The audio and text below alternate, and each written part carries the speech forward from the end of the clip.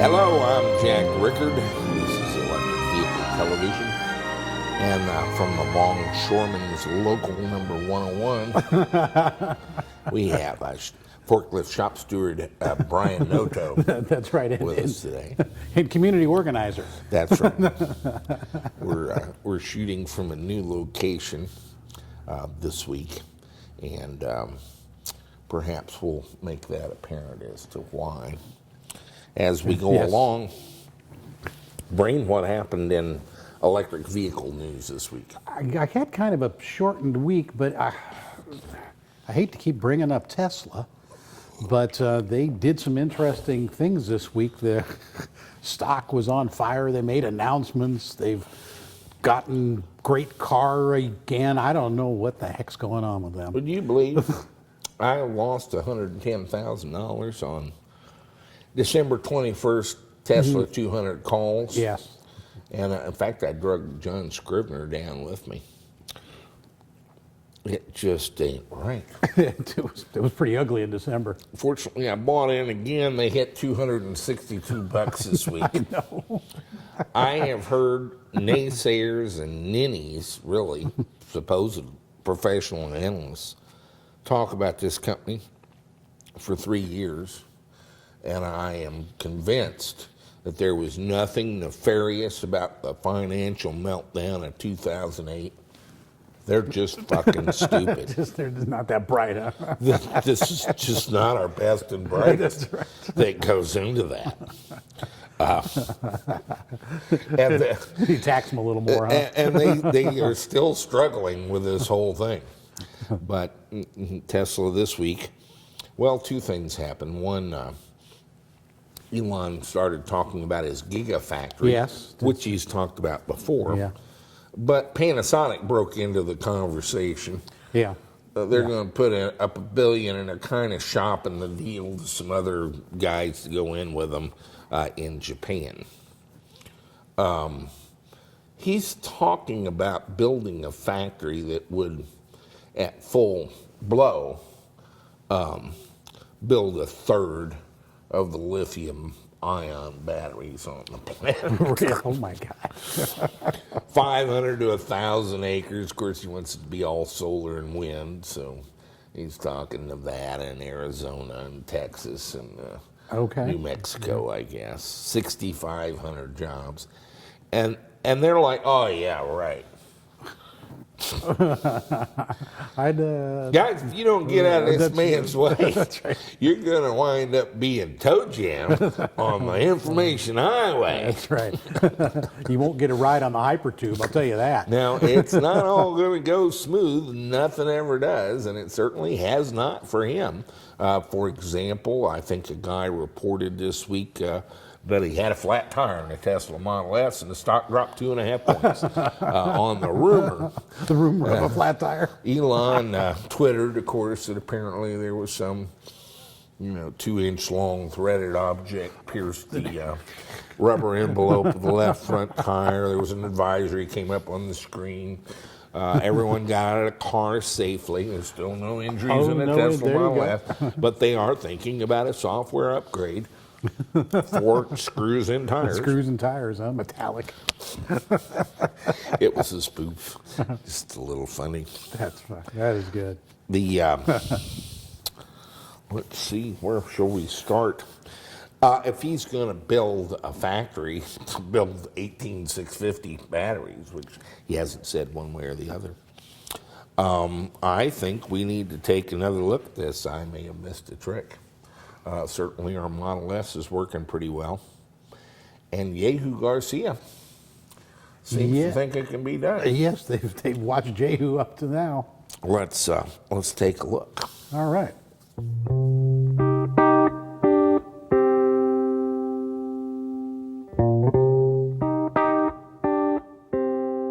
Hey guys, today's episode might get a little bit technical as I'm going to discuss just what the hell I'm doing here with all these cells and what is my aim and what is the plan.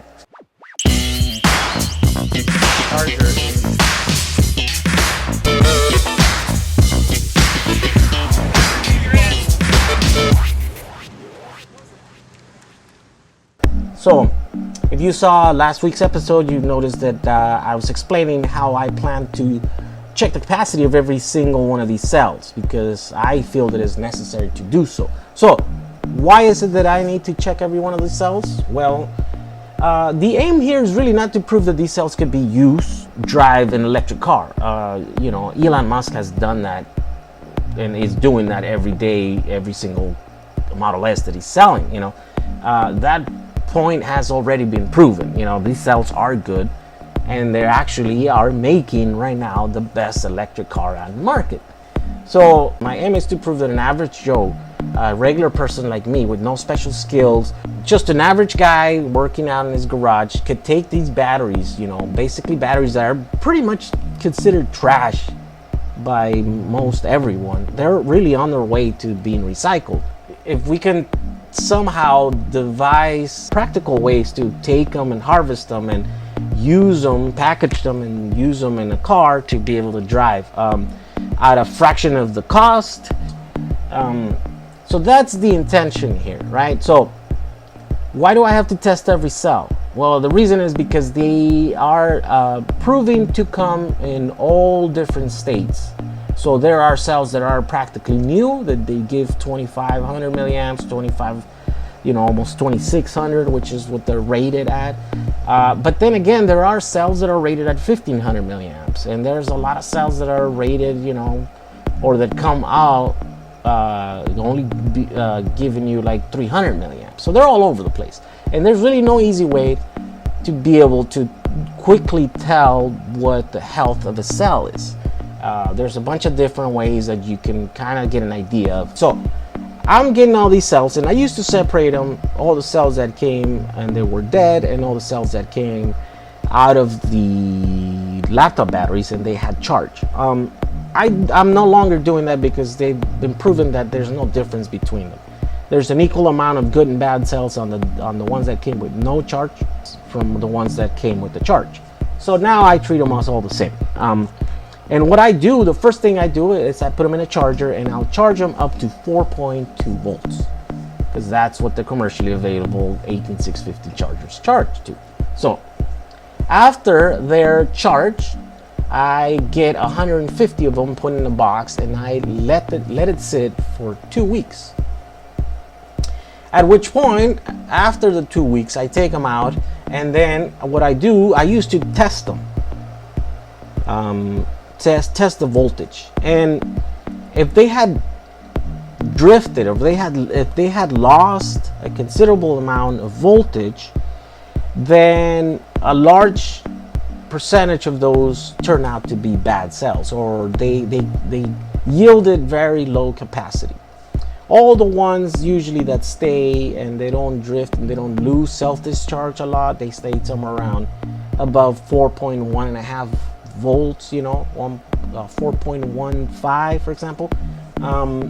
They turn out to be somewhat healthy batteries. They tend to yield better somewhere around the 2000 milliamps and above, but not always. It's not a foolproof test because sometimes a battery would lose and would be down to 4 volts, for example, and then once I checked it on the charger for capacity, it would yield 2000 milliamps, 2100 milliamps, so it's not as easy to say I'm just discarding all the batteries that lost some voltage in the 2 weeks that they sat there. So obviously there needs to be another test, and the reason is that we need to find another ways, because checking capacity using a charger like this CellPro PowerLab 6, it just takes a long time. You wanna check capacity, to simulate more or less what your car is gonna be drawing off these batteries. In my case, it's gonna be around 1C.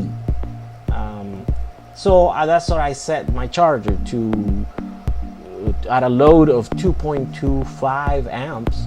I'm discharging them, and if the battery is bad, well, it's only going to be there for 10 minutes, and then after that it's going to click and the voltage is, it's going to give me the under voltage alarm. But if the battery is good, or if the cell is good, then it's going to be there for an hour. better part of an hour and 20 minutes before it runs through the whole discharge cycle. So that's all fine and dandy, except that I have about 4,600 batteries to check, so that's going to take a long time. That's why I was thinking of buying more chargers so that I could do more cells at a time. So after last week's episode, I was discussing what my plans are to check the batteries. I got some emails from people. There's a gentleman up in Canada that offer to send me his equipment that he has developed to be able to check several or multiple cells at a time. And I haven't had a chance to call you, but if you're watching this, I did get your email, and I will call you next week to be able to arrange, at the very least, have a conversation with you, because I'm very interested to find out just what kind of equipment that you have devised to check multiple cells at the same time. So there was also Jack had a suggestion of a way I could do it. He said to charge the batteries like I'm doing, all the way to 4.2 volts, and then basically stress them. Put a large draw on them. He suggested about 10 amps, which turns out that once I'm doing my test here, these cells will not give you 10 amps. They will give you 8 amps. So you do that for just a short amount of time, just for like 10 seconds, he said. And after that, exactly at the 10-second mark, what you do is you mark exactly where the voltage had sagged to. And so batteries that don't sag as much, that stay, almost close to 4 volts, will turn out to be pretty good cells. So very healthy cells with a lot of capacity in them. Cells that, drop down to like 3 volts, then they usually tend to, there's going to be a problem. If one cell loses too much, sags too much too quickly, then that's going to be a problem. I've been experimenting with that this week, and wouldn't you know, it actually works. Sort of. It's not a perfect test, obviously, because what I'm finding out here's a sheet with all the results that I've been doing, and what I found out is that, for example, I did a whole batch of these cells, and I took all the ones that sag down to 3.69 volts, for example, right? So there seemed to be a large group of these batteries that were sagging to the exact same level. Out of those, then I actually did the actual capacity test using the charger, and they're kind of all over the place too. So the first one, for example, here at a 2 amp discharge cycle, or 1C, gave me 2100, almost 2150 milliamps, right? That was one. The second one, it was the same thing. At 2 amps, it was about 2130 milliamps. But then there was one other one that was below 2000 amps, which is 150 milliamps less. And then this one was only discharged at 1 amp, so it should have actually gave me more. Here's another one that gave me 2300 milliamps. There was another one that gave me 2000, another one 2000, another one 2000 here, and so on and so forth. So they kind of go all over the place also. So this method, it's really helpful to quickly be able to establish really good cells, right? Like the top really healthy cells. You can quickly tell like which ones they are, and you can quickly tell also which ones are really bad. So the cells that you should absolutely not use and get away. But there's this big gray area in the middle there that you still don't know if you could use, because if you have set your threshold to, in my case, I set it to 2000 milliamps or better, well, you really don't know how many cells are in that middle area that are gonna yield 2000 milliamps, because they're all over the place. Cells that measure, I've gotten 2,000 milliamps off of cells that go all the way to like 3.65, 3.62 right here is like 1964, 3.65, 2109. See, so, but then again, cells in that same voltage area, they're like at 1600 milliamps. So I still think there should be another way to more accurately test the cells so that you don't get modules that are way off from each other. You know, you want to be, that is one of the advantages of actually making your own modules. Something that you don't have when you buy prismatics. For example, if you buy 100 amp cal batteries, for example, some of them will come at 100 amps, some of them will come at 130. Who knows, you might even get one or two that are 150, but all those extra amp hours in those cells are very much wasted, because you're only as good as your weakest cell in a series, when you connect them in a series system, So if you have a weak cell that it's 90 amp hours, then your pack is gonna be 90 amp hours, because you're not gonna keep going past that point and hurt your weak cell.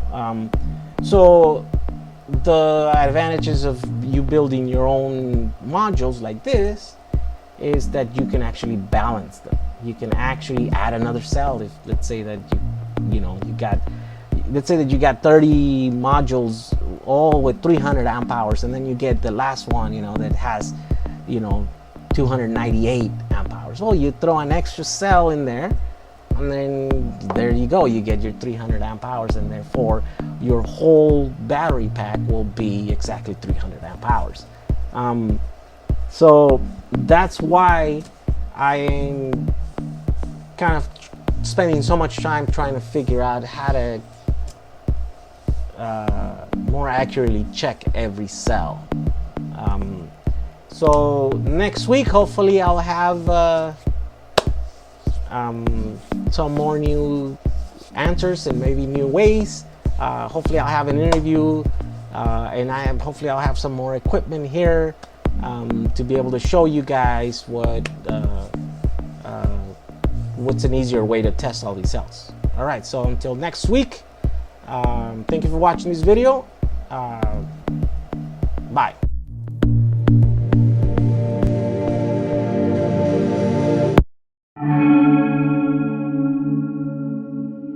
All right, so we're here, and this is what we were most interested in coming down here, because we're, like we said, big BW nuts. So save the best for last. Yeah, right? save the best for last. This is gonna be your electric 65 double cab, This right? is our shop truck. This is gonna be your shop truck, because you got rid of your old one, so this is We had a upgraded. customer that wanted a Ranger, so we sold them our shop truck, and it's a fun build, and you always are sad to see them go, and then you start getting excited for the next project.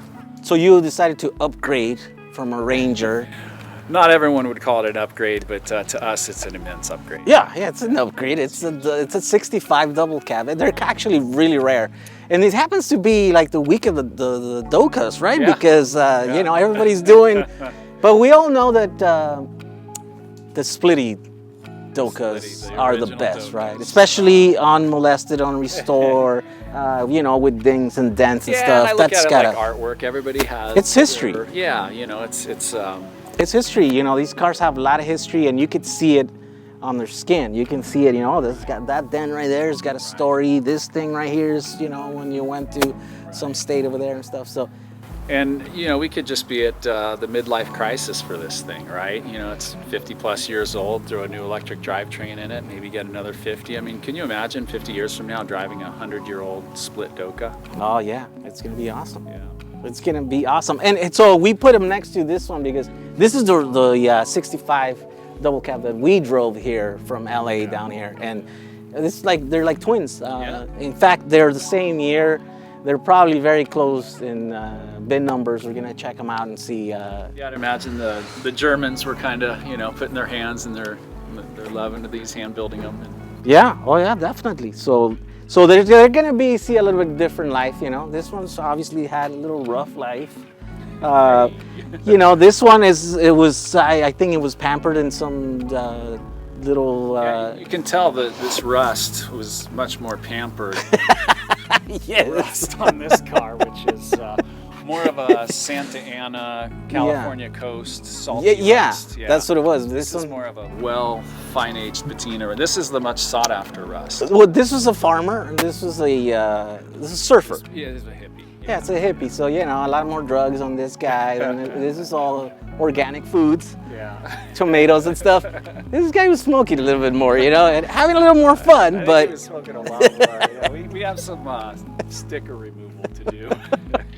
But definitely this will see a different life now because you're gonna convert into electric, so it's gonna be fun. And it's going to be our daily, you know, just like our Ranger. We drove it every day, drove it home at night, and used it to run errands for the shop. And this will be the same thing. And you know, the problem with the Ranger was it only sat 2 adults.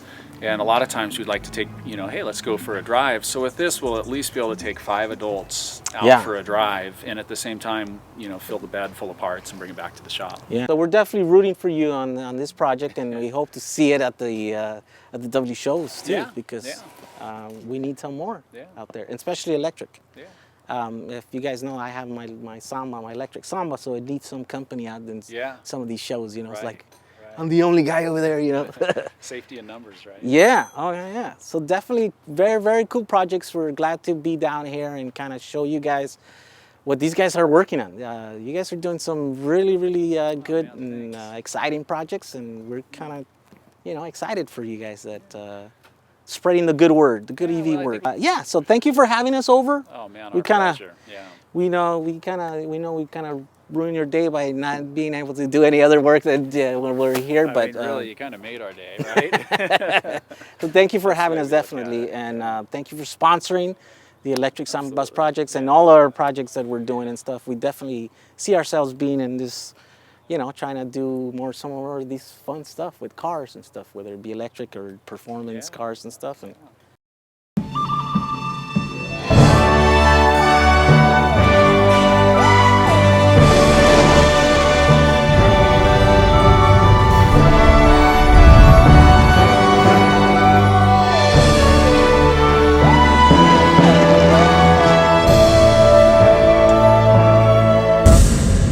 we almost lost our wheel right here. Folks, if you enjoy my videos, don't forget to subscribe to my YouTube channel and join the conversation down below by leaving a comment. If you don't, then also leave me a comment so I can make these videos better. Thank you. Jehu is getting it. He just keeps whacking away at it. He is, I believe the man could be educated. He still doesn't quite get it. He thinks my stress test was to delineate between 1900 and 2300 milliamp hours. It doesn't matter. You can put the 1900 in with the 2300. In fact, you got 150 cells there. They're going to average something. Sure. And with that number of cells, statistically, the next module you do, whatever cells you put in it, will average, about the same. Yeah, right. What were we talking about? You kind of got a good thing going on the consistency thing. Yeah. I wouldn't use cells myself, but the stress test at 10 amps or 8, whatever they'll do, is as cells age or incur damage, the usual mode is kind of a dramatic thickening of the solid electrolyte interphase layer. And that slows down the ability to deliver current. Right. Exactly. So you can kind of tell the age of the cell with this. Now we're getting dangerously close to talking about internal resistance, which I don't do. But if you do load test the cells, and it doesn't matter what the level is, but some significant load, not a insignificant one, that most of your good cells will give you a pattern around some voltage. And he discovered that they did. They did have a pattern, yes. And the idea here is to detect the not the 1900, but the 600 milliamp hour, or the 200 milliamp hour, or the cell that's shorted already. That's right. Yeah. And throw those out. Yeah. The rest of them are in parallel. It doesn't matter.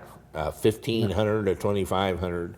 From what I see, what he had there, I set some arbitrary value.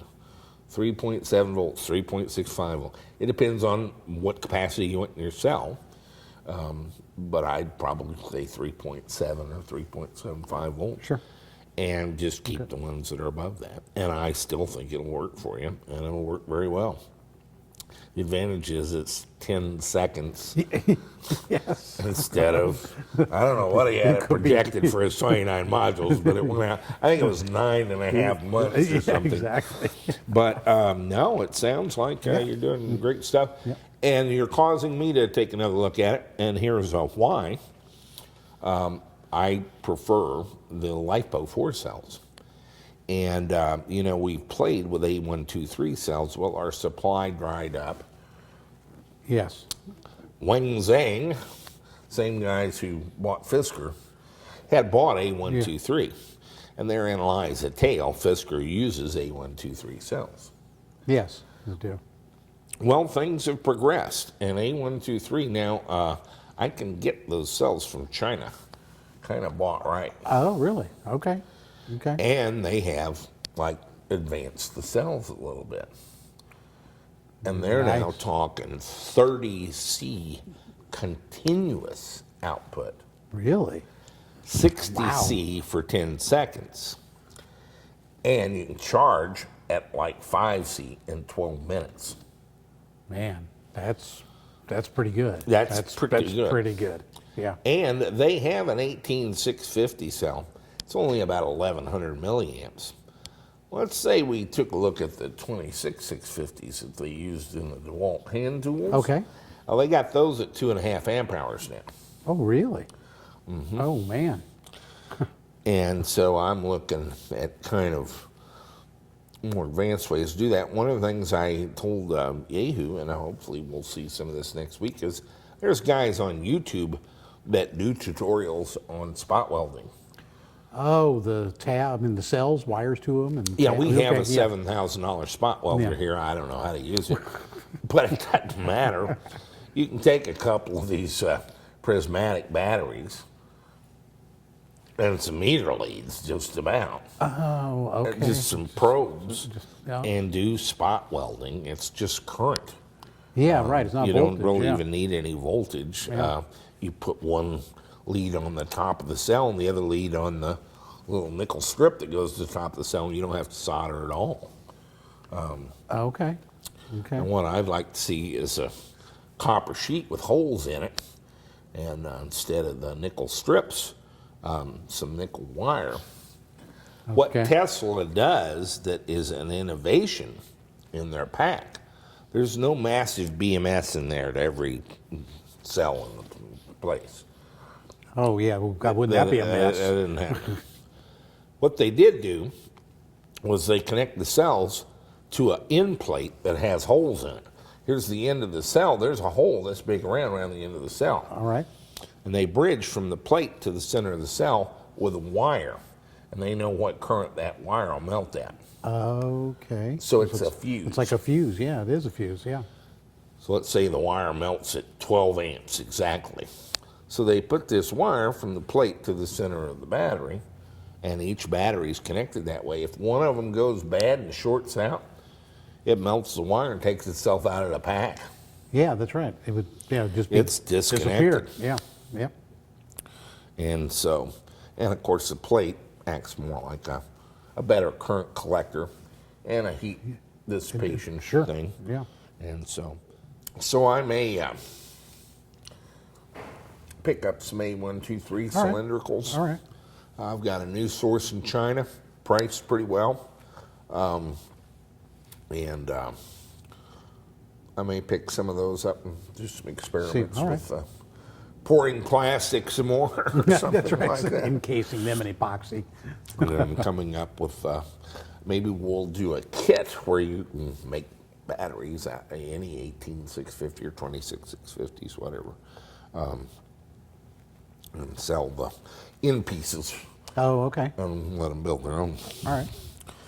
if they want. But it's whither Tesla goes, that's kind of where it's going. Yeah, right. Yeah, the people are going to be drug along with them. Exactly.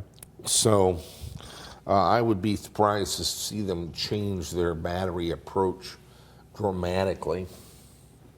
Yeah, why would they? They Yeah, kind of yeah. have the technology down, and it's they've got a lot of patents on it. And eventually, I think people are going to have to go to them for batteries. So the other automobile manufacturers are going to have to go to them for supercharging, go to them for batteries. Where does this end? Yes, How do exactly. you compete with somebody that makes his own batteries from dirt Yes. when you have to buy yours? That's right. This is it's going bad quickly for Kodak and Yes, exactly. you know, the Minneapolis Railroad triumvirate. That's right. A couple of the canals are going out of business. Companies go into sort of dinosaur mode, and there's a lot of thrashing and gnashing of teeth, but you cannot save them. New technology comes and is disruptive, and it displaces. For example, I was in the magazine business with a IBM PCXT and a laser printer and a brand new copy of a new program called Ventura Publisher. It didn't matter how well I did a magazine, how often I did a magazine, or what it looked like. I'm competing against a company that's got 6 floors of people in a tall building with 160 people with stat cams and wax layout. Yeah, yeah. Their cost per page to design was $10,000 a page. Sure. You got do all I kinds of work. got $80 in the magazine to design it. It's the same with video. The bottom feeder, most meagerly funded indie producers are talking about $10,000 or $13,000 a day to shoot video. What are we going to have tied up in today? There's you and me. A couple of waters and some Pepsi. Yeah, pot of coffee Yeah, pot of coffee. on a $5,000 camera. Yeah, right. I mean, it's dozens of dollars per day. Yes, that's right. It doesn't matter, mine's not as good as long as it's good enough up to a point. Sure. Yeah. You can't compete with me using yesterday's cinematic approach. Yeah, it's This it's is expensive. video on the run. We Right. shoot it. I'll have it online tomorrow. Yeah, right. I do my own editing. I don't pay a bunch of editors. No, I had a guy that was in television with the Life Channel, wanted specifically to go to work for EVTV, and had his nose out of joint because I wouldn't pay him $160,000 a year to come make video. Oh, yeah. I said, Wouldn't you have don't worked for us, understand. yeah. You're part of the Walking Dead. I don't even want you seen around. Don't come visit. Don't stand around here while I'm doing could be this. ugly, huh? People get the wrong idea that there are professionals that work here. There's not. Elon Musk is not an automotive professional. He doesn't aspire to be one. You don't understand. He didn't come to compete with you about cars. He came to burn your house to the ground. After that, he's going to pave over the top of it and put a big sign out front saying nothing to see here in case your children and grandchildren come to visit that location looking for some nostalgic touch to the past. It's gone. He has no interest in your automotive business. The man wants to go to Mars, for one thing. Yeah, that's right. That's what he'd really rather do, is go to Mars. You don't understand. General Motors is quaking in their boots thinking that Elon Musk is going to come compete with him. He doesn't even know you're alive and doesn't care. right. You're so much yesterday's news. Your dealers are so much yesterday's news. He's fighting battles and is apparently outraged over all these dealers trying to shut him out of state. He doesn't care. I didn't even go to a showroom anywhere to No. buy a Model S. No. I clicked online. The payment I made was a routing number and an account number of my checking account into his website. They delivered the car to my house. I predicted that this would be the way cars would be sold, and I did that in 1996. The entire dealer structure of the United States, these are unemployed, walking dead people. They don't know it. No one's given them the word yet. But they're in motion, kind of like Microsoft.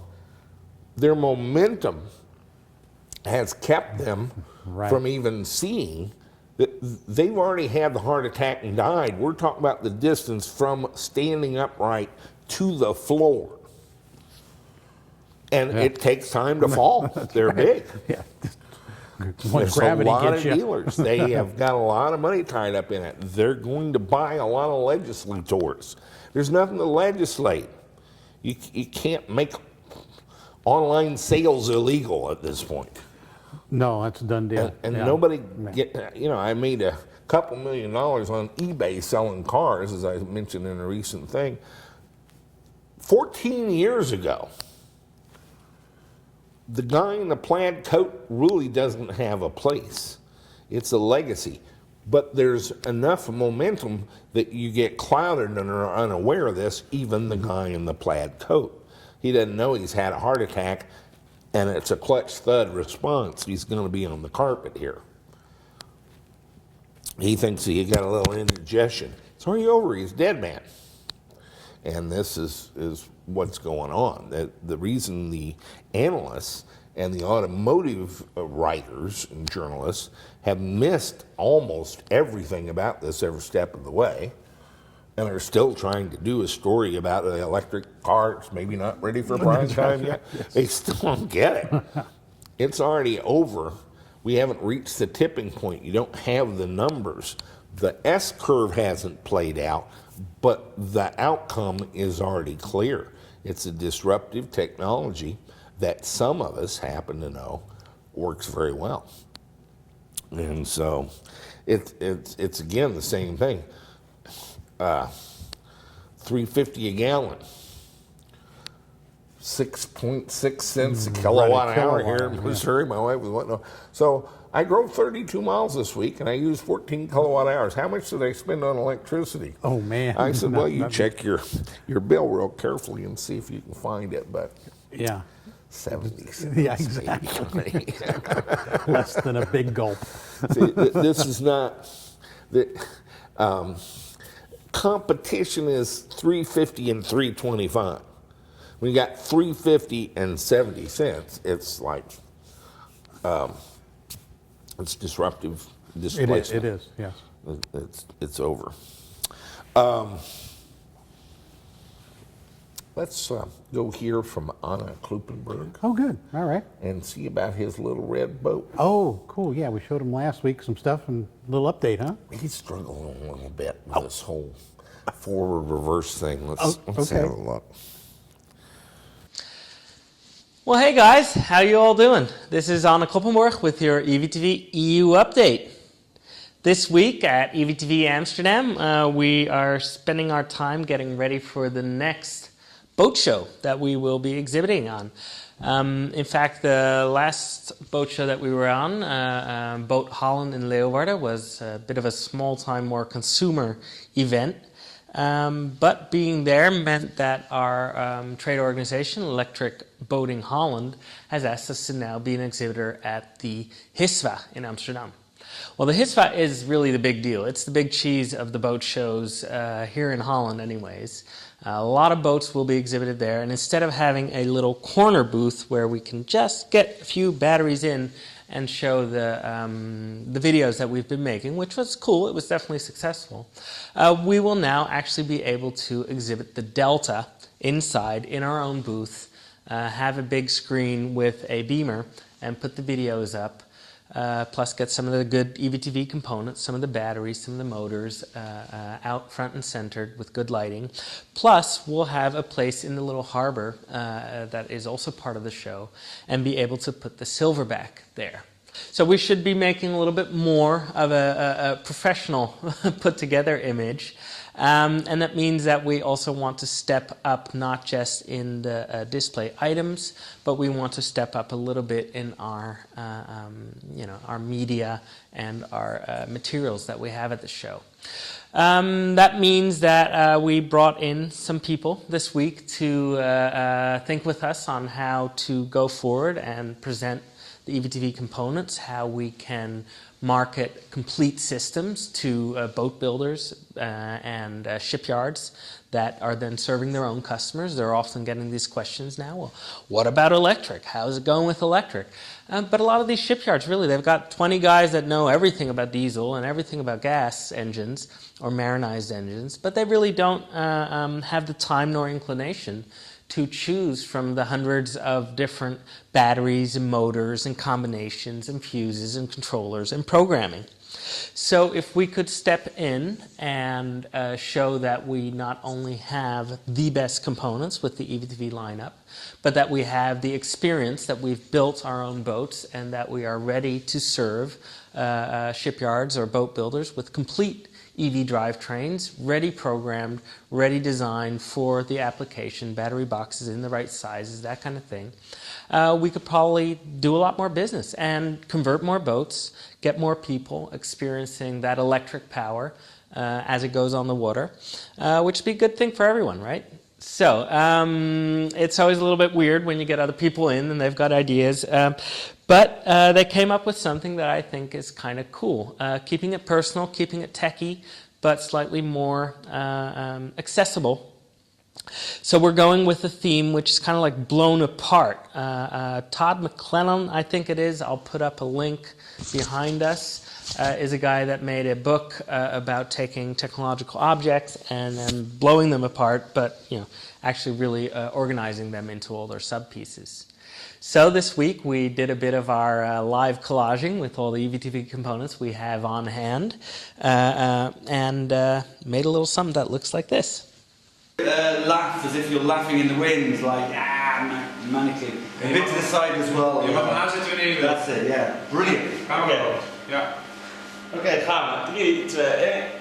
So just keep on doing a few different takes. Move around, go yeah! And we'll just get the stuff we want. Go on then. Fucking brilliant, Raymond. Now stay still, Anna. Great, perfect, done. So, there's me and Ray trying to have fun and be directed, which is it's always going to be a little bit weird. I'm getting used to this whole EVTV camera stuff, but it's a new frontier for us to start showing more of what we do in a, in a more stylized way, I guess. Anyways, who knows, it'll be fun. We are definitely going to make the most out of our opportunity to show the Delta, show what it does, and show all those good components, and that they are now affordable, high quality, and that we can give the service and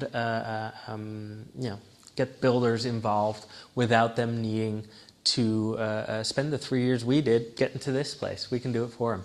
So that's going to be pretty exciting. It's next week, starting on Wednesday, the 5th of March, up until Sunday, the 9th. If you're in Amsterdam or looking for an excuse to come, this would be it. We're in hole number 1, and you can always shoot us a line, come see what we're doing. We'll have all the EVTV stuff there, so it'd be great to see you. Otherwise, I'm sure I'll put it in an update sometime soon. I promised you guys some Delta testing, didn't I? Weather did not hold, so I wasn't able to give you an update last week. This week, we had about one good day of weather to go. So, of course, early in the morning, we got out to the Nieuwemeer, and we're just about ready to pop the Delta into the water. when suddenly we realized this is our original prop. And I'll superimpose a picture of the new prop we got. And first one to notice the difference besides the size gets the prize. Yeah, this is a left turning prop, and our new prop is a right turning prop. So, whoopsie on our shipbuilder that measured everything, ordered the new prop, got it on, because she's a beauty, and I'm sure she's going to be great, but we have a bit of a problem. Not as much of a problem as you would have had with a, with an ice engine. On stern drives, you can generally set which direction you want to rotate, so it wouldn't have been that bad. But on a lot of direct drive setups, if you have a engine that turns a certain way, you can't just start turning it backwards. Reverse is generally a gearing thing. If we'd had a DC motor, like we often did on the other projects, we wouldn't want to start turning it into the brushes. That would have been a problem. But okay, we have an AC motor, the AC 35 times 2. So really, reverse, forward, it should all be the same. And we could actually just pop the boat into the water and get going. But on one of our previous boating attempts, we had found out that actually having 120 kilowatts of power in reverse and having it come up as quick as we have the forward power come up was just not such a great idea. So there we were at the new Amir, had a couple of hours to go do our thing, and we realized that, yes, we can pop it in reverse, try and remember what you're doing with all this power in this little boat, but we wouldn't have full power because I mapped her to, like, I think 60% power in reverse plus the ramping was just way off. So, we would now have the complete reverse system where going forward we'd have all the power, but forward is backward, backward is forward, and we have only half the power, and it comes on really slowly. So it's just a mess. And, of course, we were a little stressed out at that moment. But, what was there to do but take the boat back to the shop and do some quick reprogramming. So off we went back to the shop from the new Amir all the way around town, got back into the shop here. And then, of course, we thought about, just reprogram the throttle, get back out there. But I figured if we're here, we've got the computer set up, we're going to go into the Curtis programming. I know that you can set, the encoder direction, reverse the encoder direction basically, and that way make forward, backwards, and backwards, forward. Because I had spent a lot of time getting used to the throttle controls. And by just, opening up reverse, which would then be forward, I would still be, risking oopsies. And oopsies with 120 kilowatts in a small, very expensive boat in testing phase is just not really what I wanted to do. So we got into the program, got in deep, and had the encoder's directions set up, which all seemed to have gone golden. I got, the RPMs, which were first set as minus, were now set as plus. So I was still going in my throttle pot. Everything was going to be good. But then when I let the controller power up the motor again, we found out we have a problem. The AC35 times 2 is not one motor, and it's not one controller. It's two motors with two controllers, one being master, one being slave. Now, the master takes over throttle control, but it doesn't quite take over everything for the slave. And the slave does have a second connection that you can also put a second Curtis Instruments display on, having its own RPM measurement, having its own temperature measurement. So even though through the VCL software the slave is throttle controlled by the master, it turns out it's not encoder controlled by the master. Or at least, correct me if I'm wrong, Celso Manaya, Celso, Curtis Whisperer, or anybody else that's out there, correct me if I'm wrong. But, of course, we had the programming lead for the master controller was out there and we could get to it. The programming lead for the slave controller is buried way deep in the back of the boat. Now, remember, we had about 5 hours to go testing. 2 of these are left after all the driving around, dicking around, and finding out what we're doing. So we had to go back to plan B, which was put the encoder direction back in the way it was and just open up reverse throttle and then take her out as quick as we could.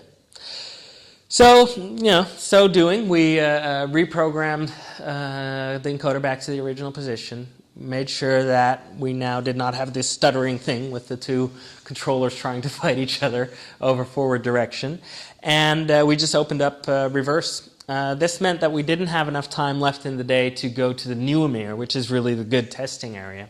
So I decided to go out to Eiburg. I'm in the east side of the city. Eiburg is on the east as well. So at least we could get out to the water quicker and maybe do this testing, because I wanted it done, for God's sakes. I've been waiting for this prop for half a year. So we get out there, boat in the water. Actually, my cousin, who's a bit of a Hollywood star, a French guy, living it up in Los Angeles, played in different movies and that kind of thing. He was there too, so I had him in the boat. Figured we'd take some pictures, this and that. And then we go out to the sluice gates, and we call the sluice master. You get a little 06 number to call. And he just kindly informed us that everybody was off sick, and he didn't have anybody to come open the sluice gates for us. So, after waiting for the prop for 6 months, all the harrowing events of that day, trying to get everything reprogrammed and done, the one good day that we have to test the prop before we have to get the boat ready for the show. And there we're stuck in the harbor, a no-wake zone. And there we are trying to test a boat that was going 60 kph, and will it now go 75? So not the greatest moment. I did a little bit of scouting around, and I figured I had to be a little bit of a bad boy, at least to feel what she's like, right? So I took the boat around the harbor and looked kind of something like this.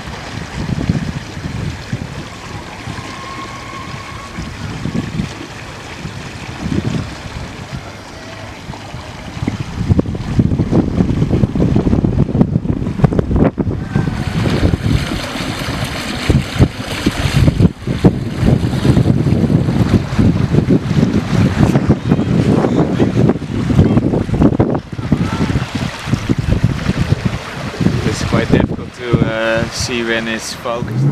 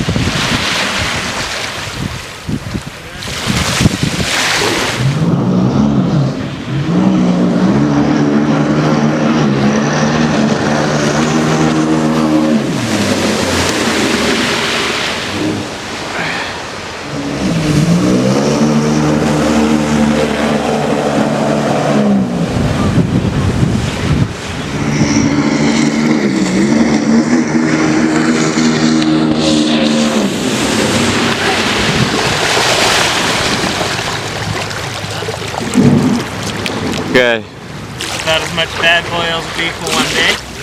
But I can definitely say putting on a new prop was pretty much a great idea. Too bad the sluices won't open for us, so actual full speed testing will have to wait. All in all, pretty good day for the Dell. Okay. Well, I wasn't able to get full power out just yet, but I can let you know that the new prop is a good idea. It definitely has so much more blade that we can now, I feel that in that 3,000 to 4,000 RPM zone, she's going to be really sweet.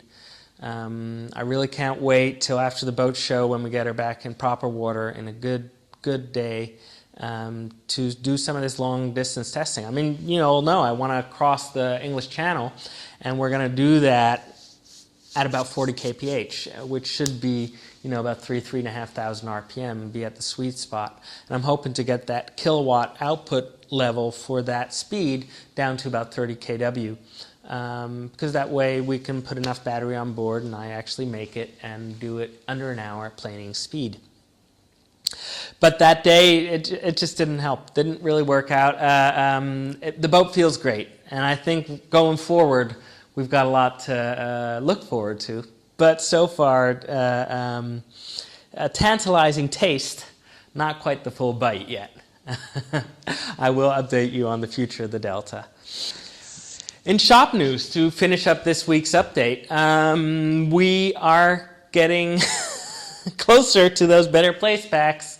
Jack's told us all about the many delays, and probably this week's show hopefully we'll be presenting the fact that they've either come in or there's a definite ETA on them coming in. They should be en route from New Jersey to Cape Girardeau just about now. Some talk of extra cost. We'll have to see what that all amounts to. But as Jack has alluded before, I had my shipper standing at the ready to take 10 packs over to Holland. And with the pre-orders and the emails and the nibbles we've come in, 10's not going to be quite enough. So I'll be calling people individually once we get some definites on quality and price. I'll be calling you or mailing you, you know who you are. And then I'll be calling and mailing Jack and seeing if we can or should bring over some extra packs before they're going to be all gone. So guys, have your checkbooks ready. Because we're going to have to pay as you go on this one and get them all over. Let's hope they turn out to be what we want them to be, and that we can all stick them into a better place and have something happen with these cells. It could be really cool. Kickstart a lot of builds here in the EU as well as the USA.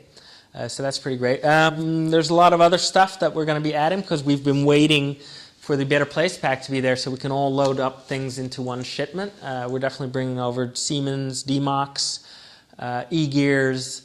We've got some AC HPVS requests. I need a lot of new fuses and straps and DC-DCs and that kind of stuff. So, from a bad thing could come a good thing. This is your week. You can give me a call and, 5 weeks later you can have your stuff here in the EU and it's going in the bulk shipment. So if you're on the fence, drop us a line at sales@evtv-amsterdam.eu and I'll definitely hook you up with that good EVTV stuff here in the Europes. Well, that's about it for this week. Next week we're at a boat show, but I'll definitely do a quick little update and give you impressions of what that all is like. Who knows, maybe there's some other cool electric news at the boat show, and otherwise there will be our cool EVTV electric news. You all keep building, we'll keep building. See you soon. Bye-bye. Oh, well, I mean, hey, you learn. Right hand prop, left hand prop. I know. It's 50-50 shot. That's right. It would have come out the same for us. How many 50-50 shots have I won in the last 15 years? Oh, God. We, maybe half of them. I've never won one. That's right. We never get one. There's a 0% chance of winning a 50-50 shot. That's right. What are the odds, given two choices, that you'll pick the right one the first time? There aren't any odds. You're going to get them wrong. You're just wrong. It's just like a law or something. Right. It's crazy. a pretty little boat. I asked him how like much it. he wanted for one, and the answer was too much. Oh, really? Oh, man. So I that's sent pretty him to boat. China. I said, here's some guys that make aluminum boats in China. Yeah, they might be able to make one. Send them a photo. Yeah, that's right. They don't need much more.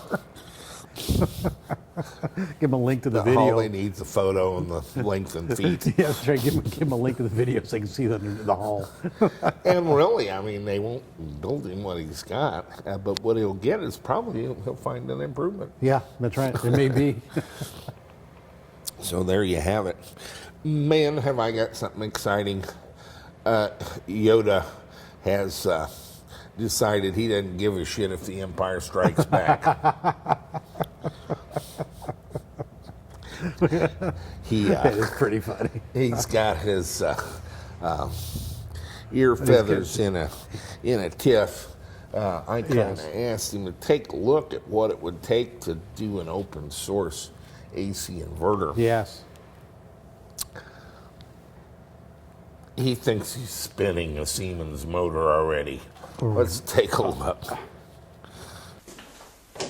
Alrighty folks, we're introducing a new little sub-project today, as if I need another project. I've got so many of them going on that I don't know whether I'm coming or going these days, but that being said, this EV game is something that keeps on giving. So what we're going to talk about today is a little bit about motors and controllers. Now, I've been accused at times of living in the past with DC motors in my projects. I heavily disagree with that. I think that DC motors have been around a long time, and they have a simplicity that I absolutely adore.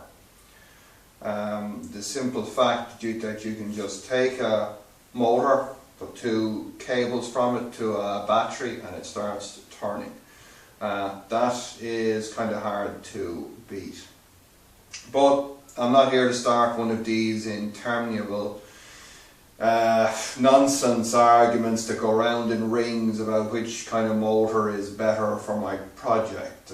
That's an entirely personal choice as far as I'm concerned. But that being said, I haven't actually worked with AC motors in an electric vehicle project. And that, I think, is going to change with the project that we have coming up after the land yacht. Now, what I have on the bench here is something that I've had for some time now, but basically haven't. It's been kind of parked on a shelf there. It hasn't seen the light of day in probably the guts of a year. This is a 48 volt forklift motor. So you might be saying, well, what's so special about that? But what's rather special about it is that it's a 3-phase AC motor. And as far as I'm aware, this came out of a Linde or however that's pronounced fork truck. And believe it or not, these are quite readily available, and it's quite a nice size of a motor.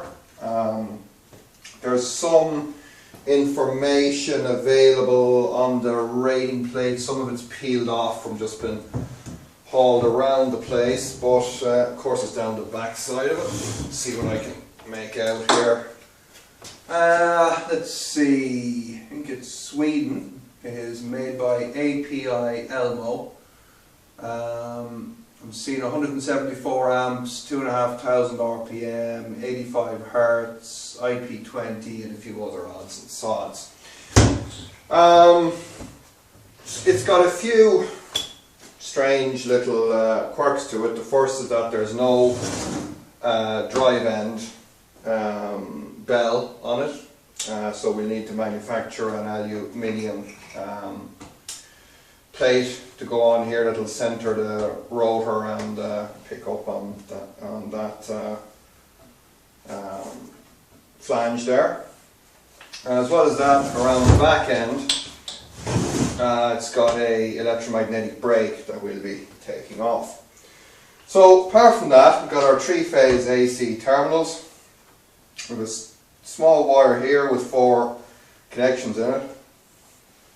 I can pretty much assume is for an encoder, maybe even an encoder bearing or something like that. So might be now saying, well, you know, why are we looking at this? Well, we're looking at it because I'm going to be building an AC motor controller.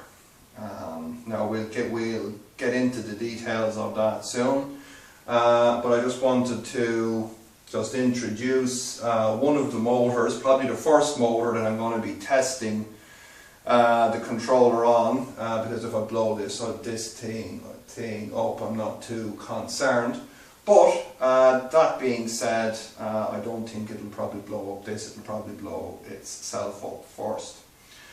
Now, that being said, what's kind of gotten me interested in having another look at AC drives, AC motors and associated mechanisms for passenger vehicle applications is something that ended up coming my way thanks to Jack and Anna Kloppenberg and the team at EVTV. Once I get my jacket off, we've got ourselves a cardboard box that my cats have been very interested in from a perspective of sharpening their claws. I've had some packing cases in here with Calb CA series cells in them. They haven't been that interested in the packing cases, but the German cardboard has been a real hit. So there we go. We've got ourselves a Siemens 1PV 5135 AC induction motor, formerly of the famous Azure Dynamics liquidation cell. So first thing I want to say is, as I say, a big thanks to Jack, Anna and all of the people at EVTV for firstly for actually picking up all of this stuff, and secondly for putting together a distribution chain that sees it on my garage floor, because that's not easy to achieve. So thanks for that, guys. So as well as the motor, I ended up with a DMOC 645. And of course I didn't have the DMOC out of the cardboard box 5 minutes, but I had all of the screws out and started having a look into it. We'll have a look at that soon, but this is the primary reason that we're having another look at the possibility of building an AC motor controller, because I can see this baby going in our next conversion project, and I would like to be able to have my own controller in it. I may not, I may have to put the DMOC and a JevQ in there, and if that's the case, fine. I can still prap around with that forklift motor and my own kind of ham-fisted attempts at building a controller until I either give up or make something work, and hopefully it'll be the latter. So right, that is kind of just framing what we're trying to do here, and giving a little bit of an explanation as to why we're having another look at it. Not only that, but there's other very nice AC components becoming available from the likes of just even recently we've seen the UQM systems from Coda starting to show up, and there was already a crashed Nissan Leaf for sale here on one of the online classified sites a few weeks ago, so I have a suspicion that we're going to be seeing some components from OEM cars becoming available, and they'll all be, of course, AC motors of one form or another, be they induction or permanent magnet or whatever. So I'd like to be at least scratching the surface of some kind of a control system for them. And as well as that, there's the educational aspect for myself there. So I'm going to put the cardboard box back over that so that the cats can not claw the motor on me. And we'll have a look at where I am currently with the controller and some of the details on that. Stand by, folks. Okay guys, allow me to welcome you to the interior of a DMOC 645 AC motor controller. So, as I say, I kind of had to cover off this thing pretty quickly after I got it and started having a look in here. Now, those of you that have followed my other DC motor controller videos will know that I utilized one of these heat sinks for that project, and I had picked up 2 of them from a surplus eBay seller last year. So, interestingly, when I got a look in here, I'm going to try my best to film this in some kind of sensible manner. The first thing that actually stood out to me was this gate driver PCB here, which is connected to the control board by this ribbon cable. It looks like about a, I'd say it's probably about a 35-way ribbon cable. Now, I'll try and see if we can get in here a bit better at this. But this board, now I'm sure that it has its reasons for being this way, but it's very complicated. There's a lot going on that card. Probably things like shoot-through protection and DSAT detection and anti-commutation circuitry and God only knows what else going on there. But it's a fairly complicated card. There's a lot of components on there that, just by the very nature of their appearance to me, I would say would not be standard parts that you could just pick up from most electronics suppliers. And I would also be concerned that fault finding that card in the event that there was a problem would be quite challenging. But that was, as I say, just the first thing that jumped out at me. Now, I have some experience with IGBT drivers, admittedly single channel stuff, so it did strike me as a little bit complex. So then I had a look here at the bus capacitors and the power electronics layout. Now, unfortunately, it's not very visible here, but essentially the power stage in this controller is basically laid out. We have underneath here, you probably just see one of them here at the edge of it. We have 3 CM600DY12NF IGBT half bridge modules, and the capacitors for the DC link. These are 1800 microfarad 450 volt electrolytics, total of 6 pieces. And on the ends here, both where the DC comes in and on the far end, there are some MKP snubber caps, and we've also got a bleed down resistor there for discharging the DC link voltage when the controller is turned off. So then we have our DC supply coming in, and then up here on the front we have our current sensor board, which is two current sensors sensing the current on 2 of the motor phases. They look very like the LEM HDFS 800p part that I used on the DC controller. So that's just the first look, and kind of, as I say, the first impression that I had about the power stage of the DMOC 645. Now, I'll try and get a look in there.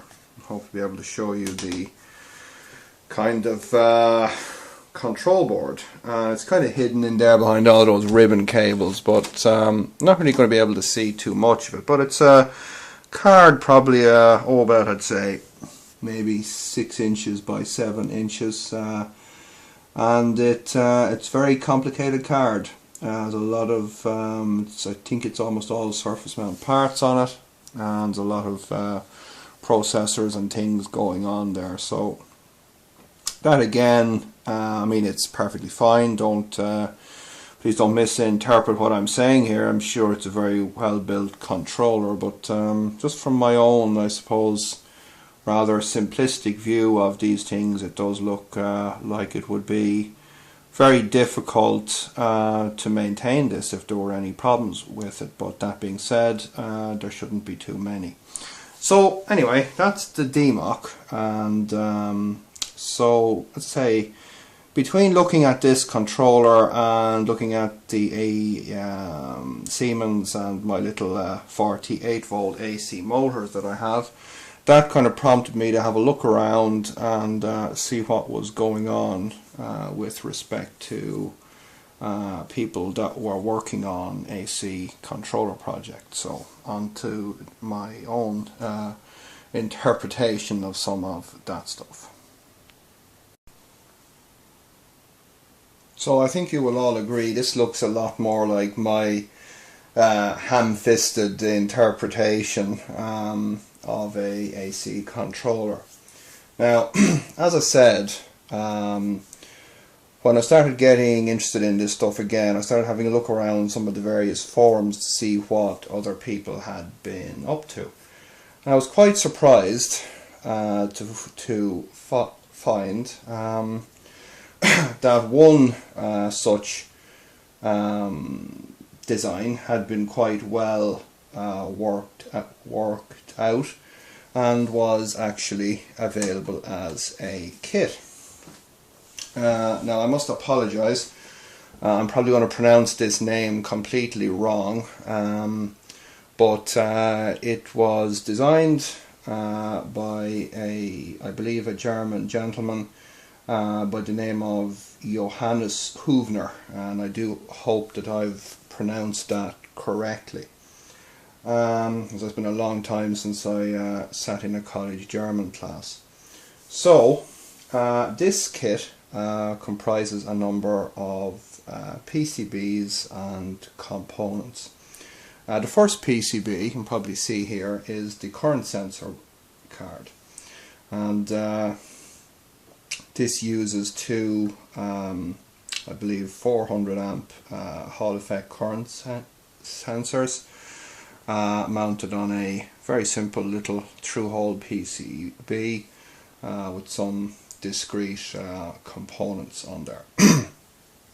And this card senses the current in two motor phases, and also senses the DC bus voltage, and has a connection for a heatsink temperature sensor. So this is quite a nice little card. It's all through hole. It was very easy to populate this. It was just basic component soldering. The components were supplied individually marked, which was quite impressive, and that's the first kind of block here. Now the second block is this little fellow here, when there's 3 of these, and what you're looking at here is a dual channel IGBT driver board, and I think you'll agree that is a lot simpler in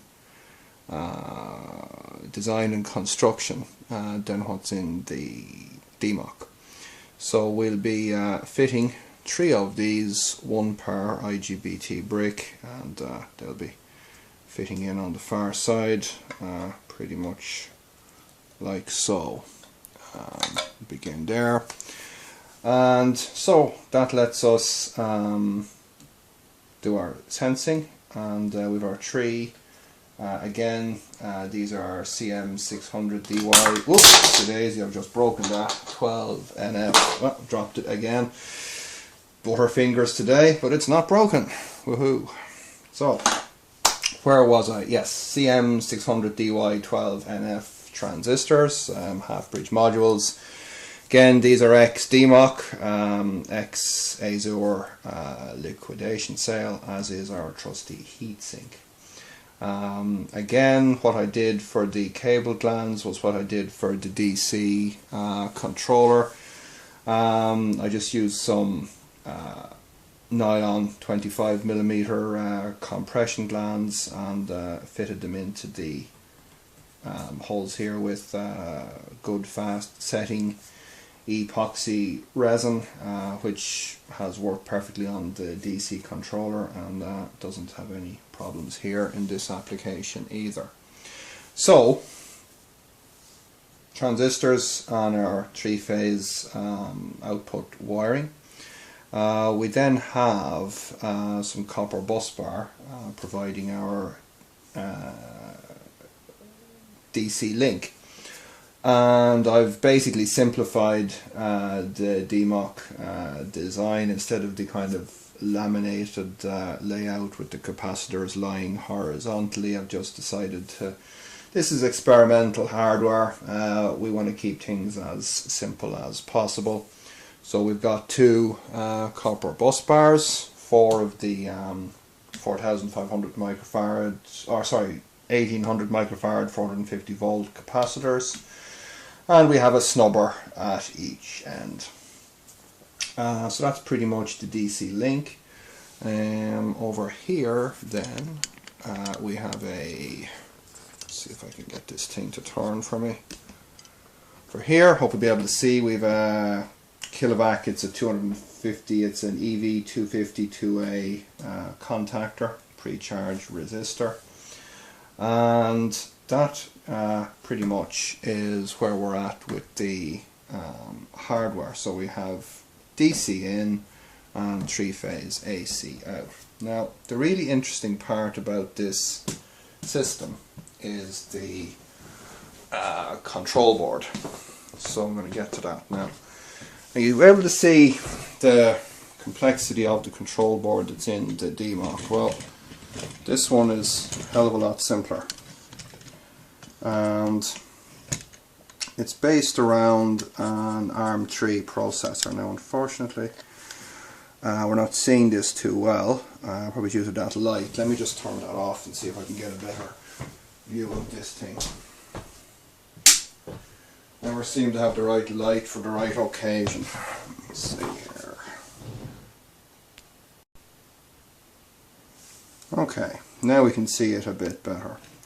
This is the control board that provides the logic functions for the controller. It's a very simple card. It's about 4 by 5 inches, and the main part of it is this Olimex STM23-H103 microprocessor card. That the central chip on it here is a ARM processor, and there's some support circuitry around that for controlling the various parts, things like IOs and so forth. There's a 5 volts DC regulator up front, and there's several IDC connections for gate drivers, our current sensor board, and various IOs. So I've just mounted this here with a piece of polycarbonate, and we'll be getting everything wired up fairly soon, and hopefully giving some of this stuff a test. So that's kind of where we're at with the AC controller project. What I would like to do, just for myself, would be to redesign this card to have some additional functionality on there, and something like a, we've got here a 23-way amp seal connector there that I'd like to put onto the board just to handle all of the I/O stuff instead of these ribbon cables. I think that'd make a nice improvement. So I'm going to kind of go ahead and get this controller built up and actually see if it'll spin a motor for me. And we'll be back with that soon. And that's kind of it for just a quick introduction to this project. Should be quite interesting. And I want to say a very big thank you to Johannes for all of the work that he's put into this kit and for making it available. Certainly opening up the AC side of things for myself and giving a good platform hopefully that I can build upon and feed some of those improvements back into the project. So stay with us, folks, and we'll be back soon for more AC fun. And as usual, thanks for watching. Okay, folks, this is kind of a world first for me anyway. Literally this is a first test run of our inverter system based upon the kit by Johannes Huvner. Again, I hope I'm pronouncing the name properly. We have that connected up to our Siemens 1PV 5135 motor, and it's currently set in volts hertz mode at 10 hertz, and we're just turning over there a nice lazy speed. I have a lot of parameters that I have to program, but this is just a very basic test run. So let's have a quick look around at what we're actually doing here. Obviously on the motor I've got my 3-phase connections going into the terminal box.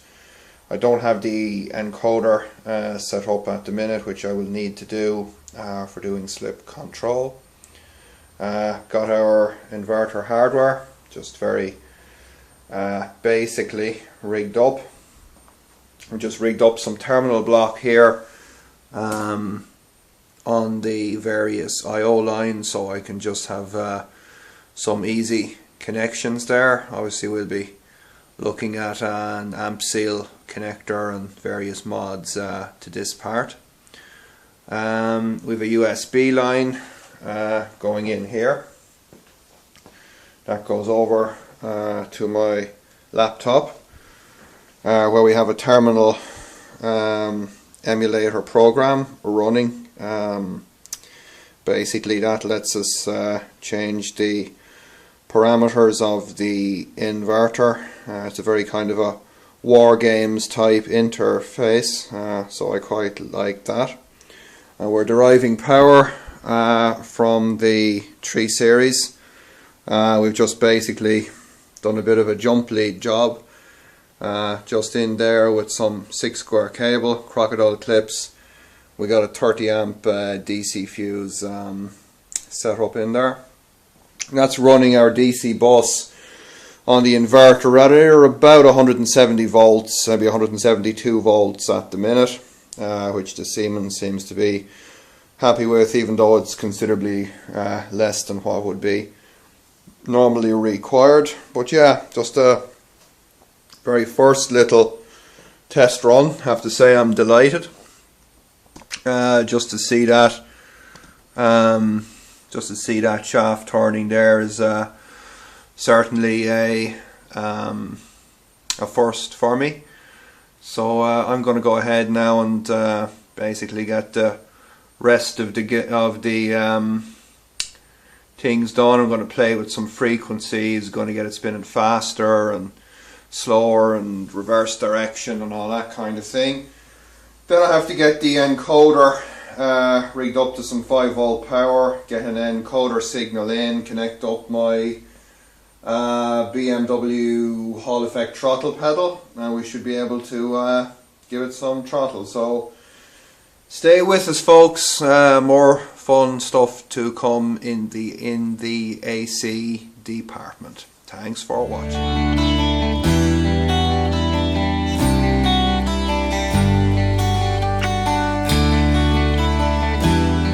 Making electric boats isn't just making boats cleaner, it's making boats better.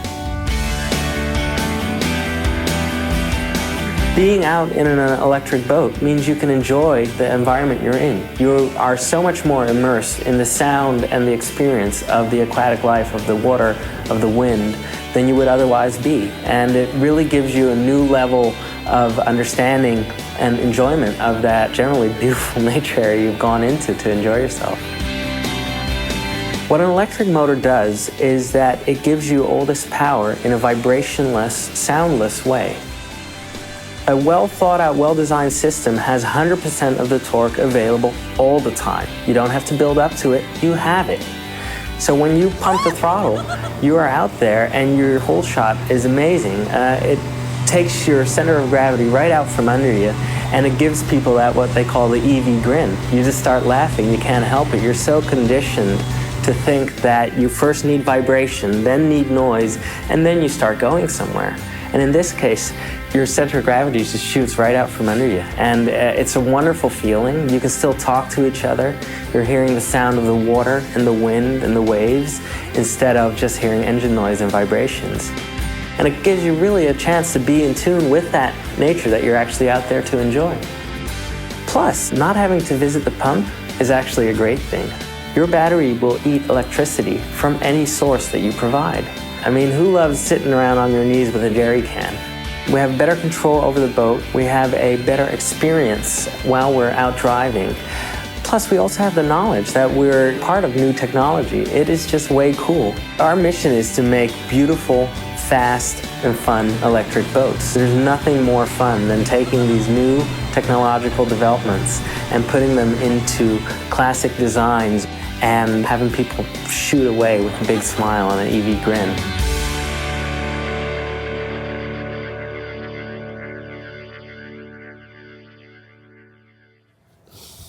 Man, he's moving fast. Damien, you stallion. Damien, I know, he is moving quick. What a racehorse.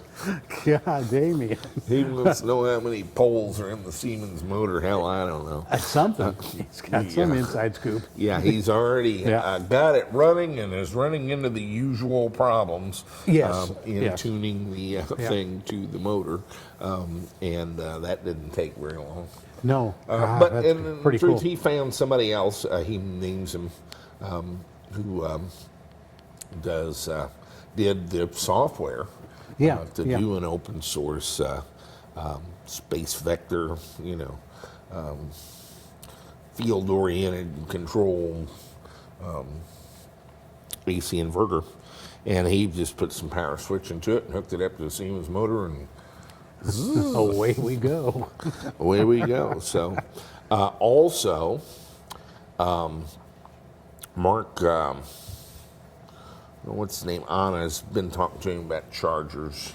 Oh, yes. Has offered to manufacture it for him.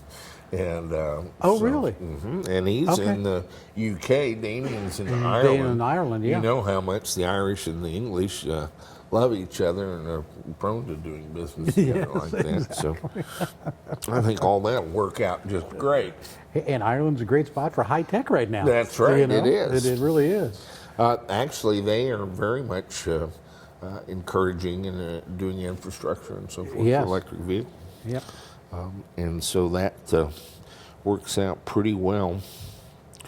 So we've done Yehu, Yes. Anna, and Damien. Yes, we have. Well, we received a shipment this week. Well, let's take a look. All right. Well, the battery packs are here. And our truck is shown up. It is not the Friday show, it's the Saturday show now.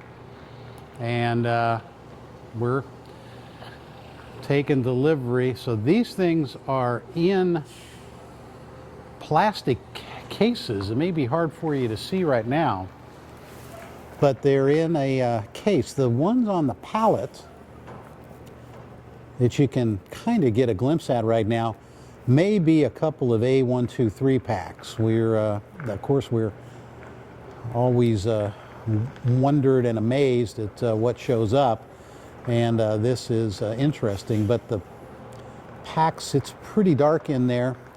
The packs look pretty good. It looks like he's gonna have to kind of square this away, but he's looks like a pretty good driver. This is Edgar, and there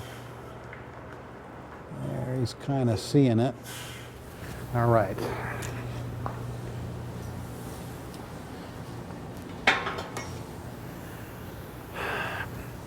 Test. They're actually in plastic cases. That's what I was saying. Yeah, they're actually in moving cases that are like a skid. I guess that makes sense. You didn't have the camera on. I had it. No, I had it on when he was backing up and stuff. Oh. I just shut it off when I put your mic on because it might have made a noise. But yeah, here's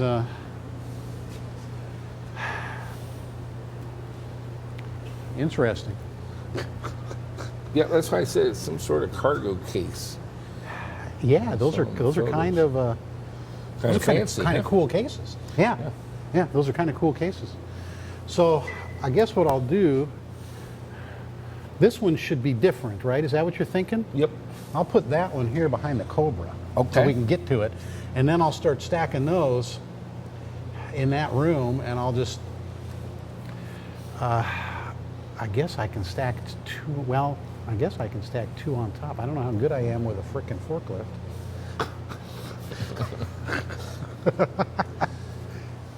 You told me. Pardon? Okay, we're ready to go?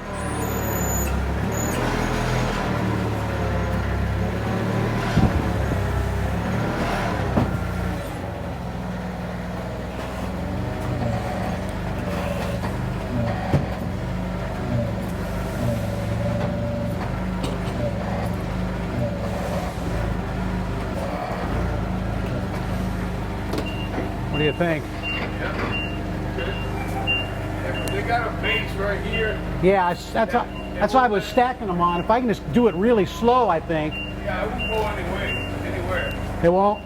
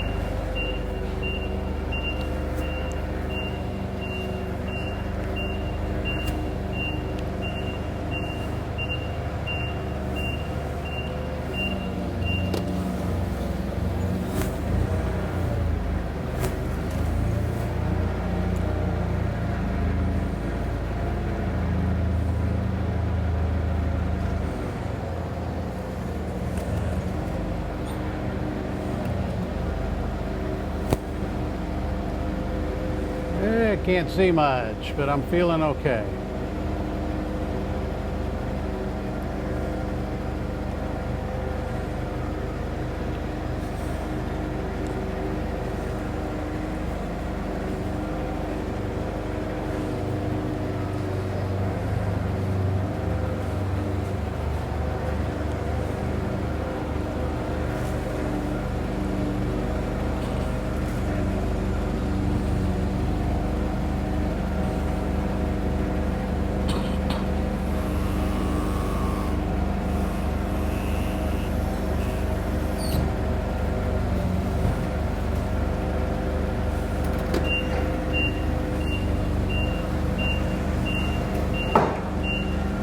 Scarier, but it's easier, I think.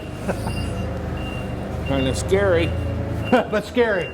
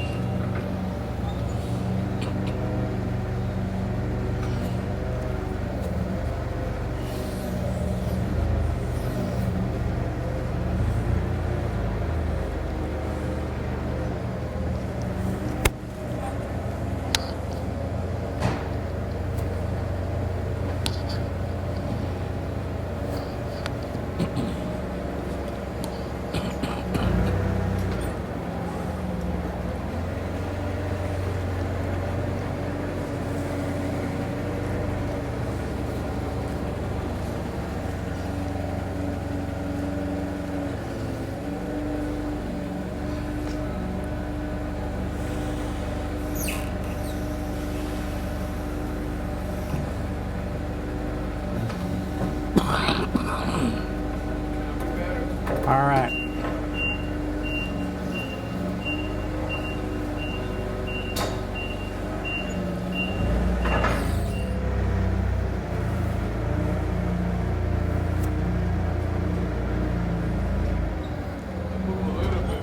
What? They move a little bit, but they're pretty good. Yeah, and they're pretty heavy, I think. So I'm just going to take it. So it's a lot less time to do it like this, just a little slower, but that's okay. Yeah. Better, more time, running, but safety. Yeah, we'll take it. Yeah, I'll do it easy.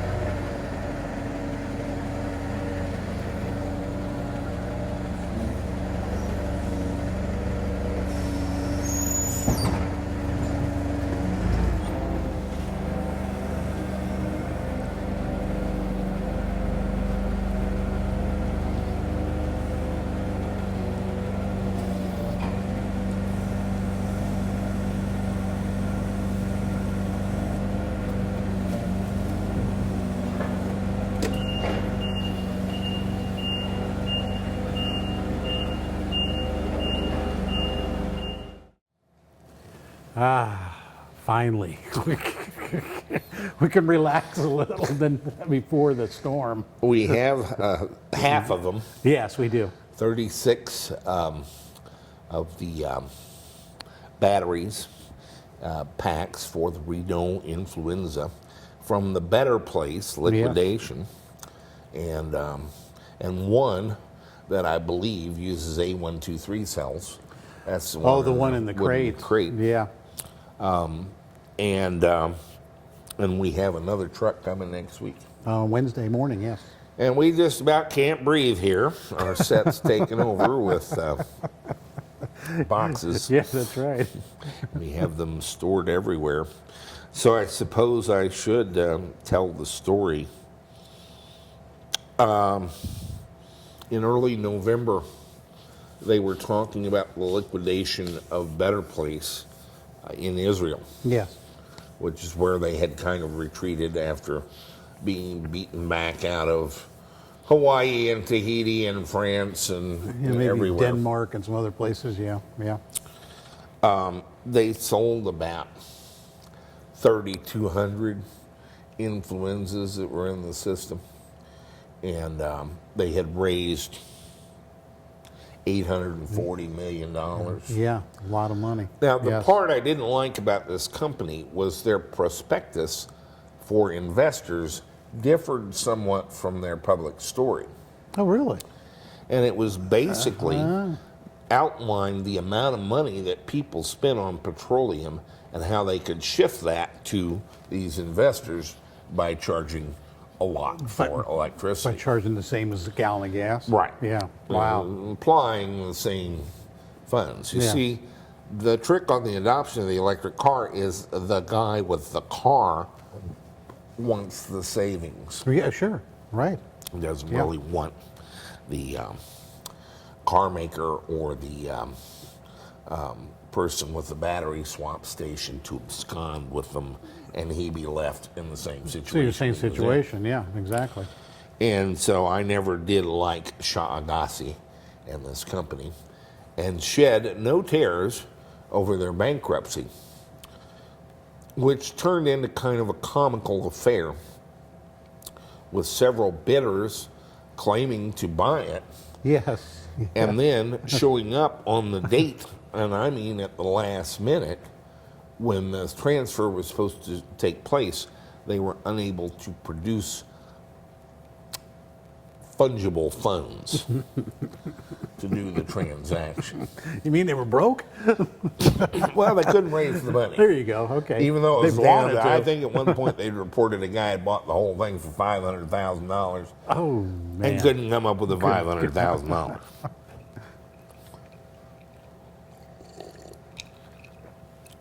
I was reading and researching this fairly closely, but it's in Israel, which is a long way away. Yes. But the battery packs, they were down to the lawyers kind of fighting the guys who had the influenzas Oh, who had the vehicles? Oh man. over the price of what they could at least buy out a pack or two for their car. Oh, okay. Because the Better Place is going They away. were going away, sure. At that point, I was contacted by Omer Bar Yochai, who's a very interesting fellow, 36-year-old physicist. He's been early and often in EVs, has got a Carmen Ghia in 2003, Yes. sort of resurrected it, Yeah. and then starting in 2006, he's wanting to convert it, hooked up with Sebastian at Rebirth, Okay. All right. Sebastian Bourgeois, Sure. and watched our show, and Great. eventually got this car to do exactly what he wanted to. I think 130 kilometers an hour, 160 kilometers an hour, 130 kilometer range. Built it, got it through the regulatory thing in Israel, and put 48,000 miles on it. Really? Man. Drove it. But he's kind of been reposted. He's with the Israeli Ministry of Foreign Affairs, their Division of Business and Academic Cooperation. And he's with the Western Europe Division and has been posted to Rome. Yes. Okay. And he contacted me and asked if I would be interested in liberating some of these packs at a smooth $10,000 a pack. And we had a long conversation where I described for him battery dumb and how it worked, and that basically that size of a pack I could do in Calb CA series cells for about $9,500. And that the packs were essentially worthless. I'd been through this with Think, and they insisted that they, and I mean, I think we were down to, they wanted $2,500 a pack, and I wouldn't pay that. And I don't even think they got the $1,000 for them. Ultimately, huh? Oh man. Because they're just, the problem is they're unknown, they have no warranty. Sure. And the manufacturers absolutely want nothing to do with you. No. They will not give you a sheet of paper. They won't respond to an email message. These things have peculiar connectors, CAN bus controlled BMSs. It's just too hard to deal with. We have Lego blocks with a 3-year warranty on them. Yeah. Right. Right. Yeah. All kinds of data and support. They don't need any CAN bus thing. I can show you how to strap them up in a New York minute, and that the packs are essentially worthless. And then I told him, I said, I understand what they're talking about is in a whole different price range anyway. That the legal team is, and these are liquidators. They know nothing about batteries Sure. or anything else. Are trying to get like 3,500 Israeli shekels or something Okay. for them. For each one. Yeah. And I said, they're actually nothing but a liability. He said, well, you know, I'll go give them another offer. And I told him what to offer them, basically. He said, I just don't think they're going to take that. I said, well, here's a few things to point out. Automotive Energy Corporation in Japan won't even respond to your emails, and have them Right. send them one. Yes. Yeah. Right. Yeah. Let them try. Have them send them an email asking for some support Yes. for these batteries at Better Place that probably never even paid for all of them. Yeah. Maybe not. I Do know. that. I know. Yeah. Exactly. Just That's give that number a one. try. Number two, have them demonstrate for you, the lawyers now, how to turn one on. Sure. Yeah. Because they can't even show you it's got voltage Yeah. without getting the BMS up and hooking it up. The lawyers know nothing about it. There's nobody left from Better Place. No, they're gone. There's nothing from the manufacturers. These are boat anchors. They're not even good boat anchors. No. And so, but make him your offer with that information and see what transpires. He bought 108 of them. Now, he doesn't need 108 of them. No. He needed 20. And he laid off a few in Europe and wanted me to take 60 originally and then bump that to 72. And so I did. This was the second week in November. Yes. The Yeah. batteries are supposed to be here December 23rd on the Zim line. Yes. Shipping it by boat from Israel at a very economical rate. Well, they did arrive January 25th, finally, in Newark, New Jersey, on the Zim, Costanza. I think, Costanza. On the Costanza, like George. which was kind of interesting. You know, you can get online and track a boat. Oh, really? I know you can do that with a plane with an N number. You can do that with boats now. huh? Just like a plane, Like- you like can track a ship-aware? boat, but it doesn't move as quickly. No, it's easier. It's not as much fun. No, it doesn't move as fast as the plane. You check back daily instead of see where hourly. That's right, see where it is. But I tracked the Zim Costanza all the way to Newark, and then we supposedly had support from UPS, which we're doing a lot of business with, and they gave us a customs guy and a Yes, logistics yes. guy and all that. We gave them all the paper they ever asked for, and they went into customs. And UPS asked us, you know, why is customs interested in these? You know, they're wanting to do an examination. I said, no doubt, because the contractual, we gave them the actual transaction price Yes. for right. the batteries. Yes. Yeah, for the And invoice. they're going to want us to pay tax on that, but it's a huge amount of batteries for that price. Yes. And a huge weight of batteries for that price. And here's the story. It's the same story. What are you going to do with them? Right. Yeah. And understand the liquidators, the lawyers, had several people lined up that were going to buy this out and they wouldn't have to liquidate it all. Sure. They just hand them the keys and walk off in the court. Now all of a sudden they have rooms full of stuff that's got to be out by Wednesday. Yeah, right. No one's going to pay the lease on the building anymore. Right, Yeah. right. No, it's got to be out of there. Yeah. And they're lawyers. Yes. They're appointed by the court to do this, and it's they have no emotional needs regarding lithium batteries. No, they don't. Just get them out of here. It's like, what, we need to get the most money we can for them. Now we're not going to sell them to you for that. Well, they're not worth anything else because they're a pain in the ass. Right. Yeah. And well, that makes sense. You mean the manufacturer won't support it? No. We can't even get, by support, we're not asking them to repair them. We can't get the time of day. They won't respond to an email. Here, No. send an email to this address and tell them you got a bunch of their batteries and you need just the manual on it. Yeah, that's right. If you get What the are they? manual on it, I'll up the bid. Yes. Well, of course they can't. Yeah. Anyway, and so that's how that went. Mysteriously, the batteries came out of customs on the 12th of February, and nothing happened. No. And our UPS guys that had told me all along, hey, the minute it comes out of customs, they're acting like customs is their fault. I'm like, don't worry about it. It'll come out when it comes out. Well, the minute it comes out, we're going to get them right to you. Cool. Customs released it, and 13 days goes by, and they don't have a truck there yet. Still don't have a truck there. Yeah. One snow day. And they got another problem.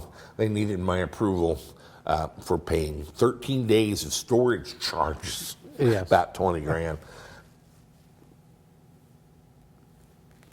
for the 13 days. I'm like, wait a minute. Weren't you supposed to pick them up right away? Well, yeah, but it snowed. It snowed in New Jersey for 13 days. You guys must be pretty Yeah, deep it's in. like, oh man, he'll never get rid of it. Global warming. Well, no, not for 13 days. We had trouble getting a truck to handle hazardous materials. You've known you were receiving hazardous materials since the 1st of December. Yes. Since they And got in the bill of fact, we lading. provided you the hazardous materials form. Yes. Oh, that's right. Yeah. So we finally got a truck today, and we'll get another one this week. The batteries look pretty good. Let's take a look. All right. The Israeli batteries. What you got there, Pard? Well, I've got a big thing that says property of Renault. Hopefully they're not like the milk cartons and we have to turn them down or can get get arrested. I don't know what we've got here. This is kind of like Geraldo Rivera. It is. And Al Capone's vault. Is that what that It was? was Al Capone's vault. Now, they didn't find anything in the vault. I wonder if we'll find anything in the box. I don't know. We've moved, I don't know, how many did we move? 38 of these black boxes off of a semi-truck. Was it 36 or 30? 36. That's right, 36 of these. And then we have one spare mystery And we've got a box. mystery, yeah, we've got a mystery crate. Yeah. Well, I like this stuff they come in. Yes. How does this work? I think push the little red tab down and then lift it up. Yeah, there you go. Oh, yeah. And I guess there's a few of them on here, huh? So this is... Let's see. Oh yeah, there's must be 8 of them. Yep. And then we've got another.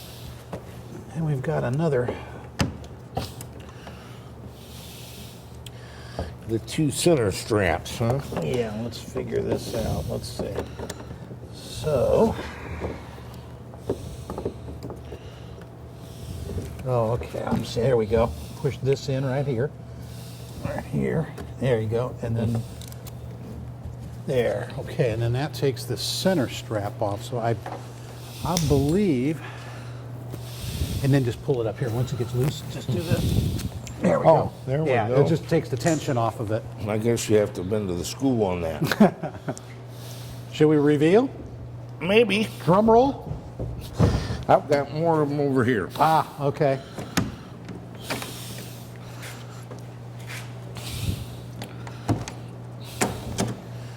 Now maybe. More like a bongo than a drum roll. I like these cargo carriers.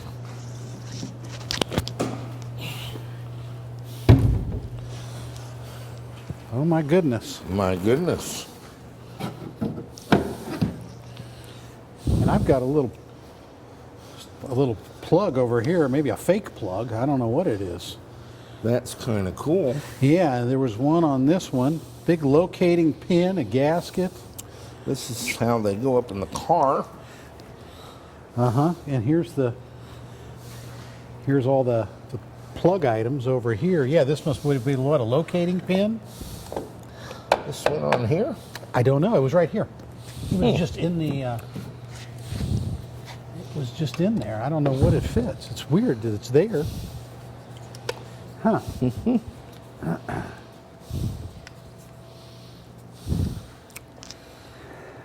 Yeah, these must be where it torques into the car and stuff. Huh. Weather seal.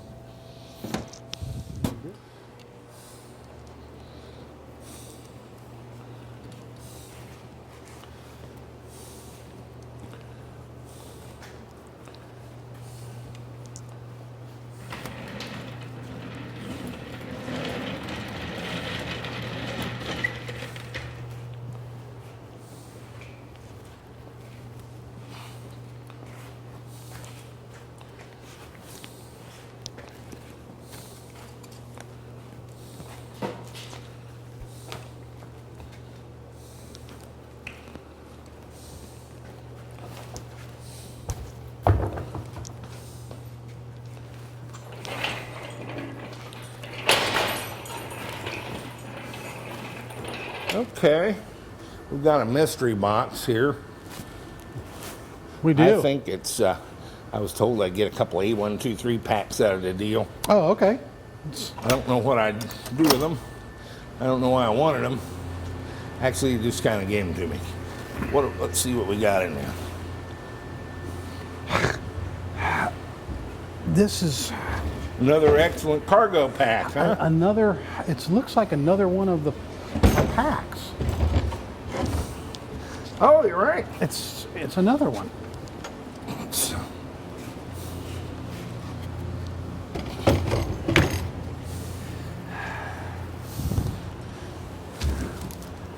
Yeah, with some tie downs and a.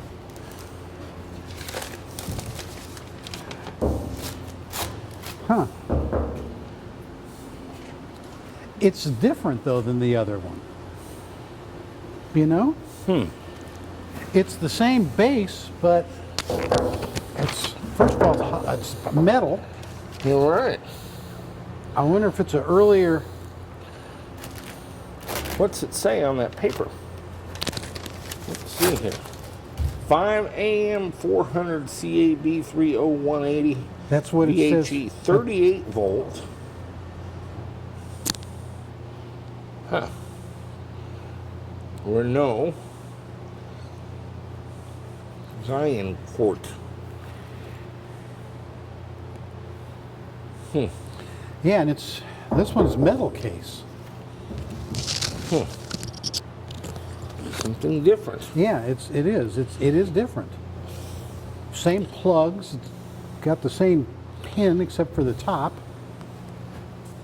The top's very different. Top's different. Yeah.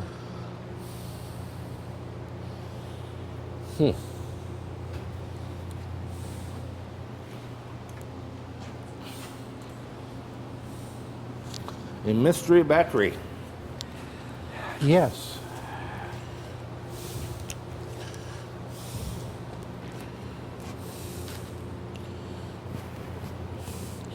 Saint Germain de la Grange. This is the vintage battery pack. Ah, the this others is- are just kind of, what do you call it? Run of the Yeah, just kind of like harvest. Yeah, right. This is a vintage. This is vintage, huh? Yeah. Techniform.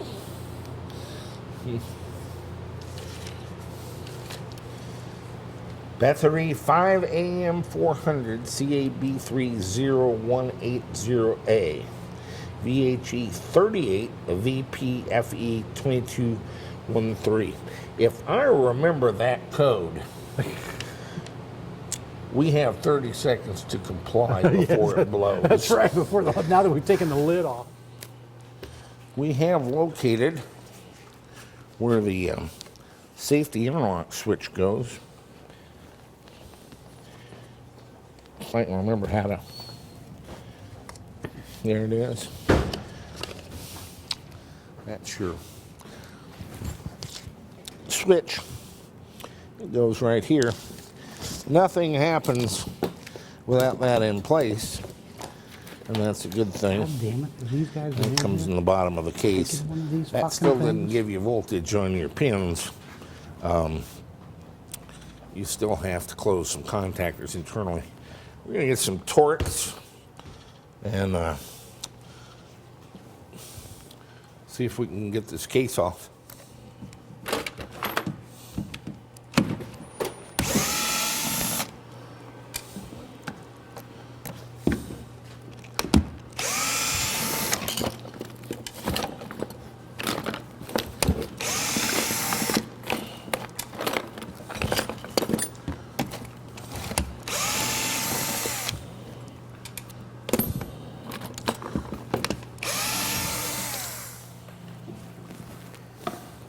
Yeah, it was coming up without the pins moving.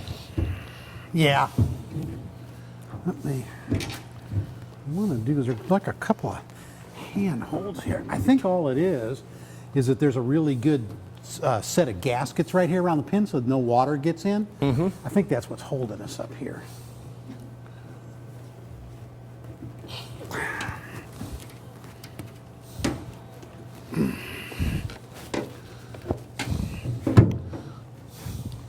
Okay. How's it look? Nothing up my sleeve? This thing is starting to look heavy. I thought it'd be so much easier up at waist level. Okay, I just wanted to make sure that there's nothing I can arc on or whatever. It's got some insulation around it, huh? Yeah, and I have removed the safety switch anyway. Okay.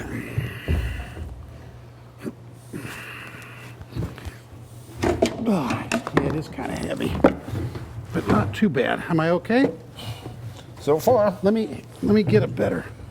Is this the bottom? There you go. You got it? Kinda. I don't know if I can get down and shit. You got part of it? It's not. I got the whole thing. You got it? Yep. Okay. All When right. you get down, you have I got it back. the other half. There we go.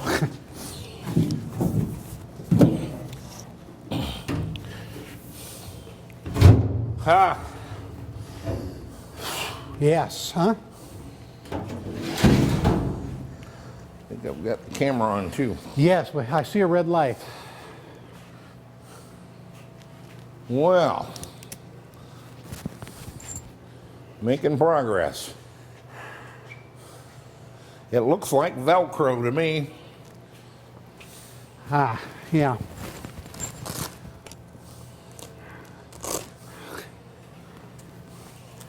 You know what? There's got to be a sheep somewhere running the sound of Velcro. You bet.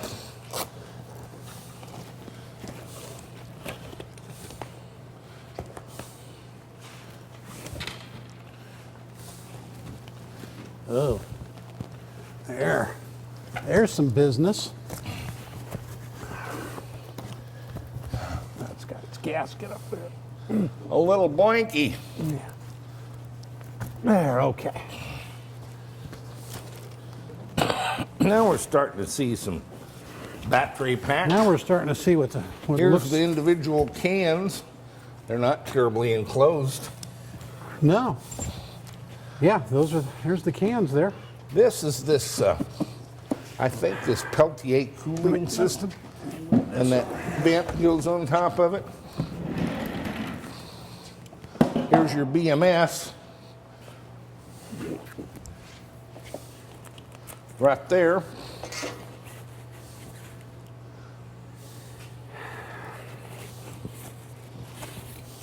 There we go. There's another one gone. Now And we're- this Now it is completely disrobed. is our contactors, I would bet. Is that our contactors are in there? All right, so we have to have the safety switch in, right? Yes, we have the safety switch in now. All right, here's our bottom module. I have 127.7. Okay. That's tied to here. So we go over to here. I have 127.7. Okay. That goes up to here. Here's our top one, 127.8. So we've got a grave imbalance between these three of 0.1. 0.1. And 127.7, if I might, Maestro, resort to my calculator. I can do this in my head, you know.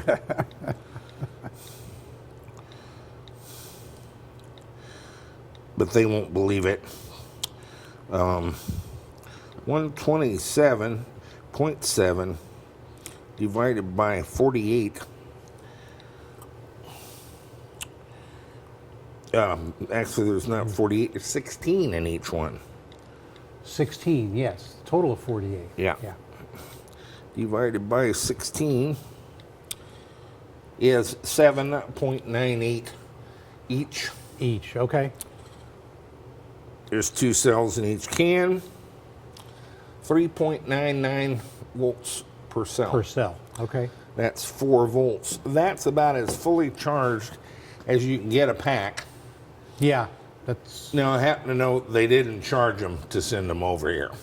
No, I couldn't imagine if they did. They had been sitting dormant Right. for weeks Yeah, somewhere, yeah. before all this shipping thing. And that Right. we started in November to put them on a boat. Right. Yes, we did. Start And in it's November. March 1st. Yeah. And these are at 3.99 volts per cell. And the pack looks factory. Yeah, the pack looks really good. Yeah. I think we're going to have to do a few, but They're probably okay.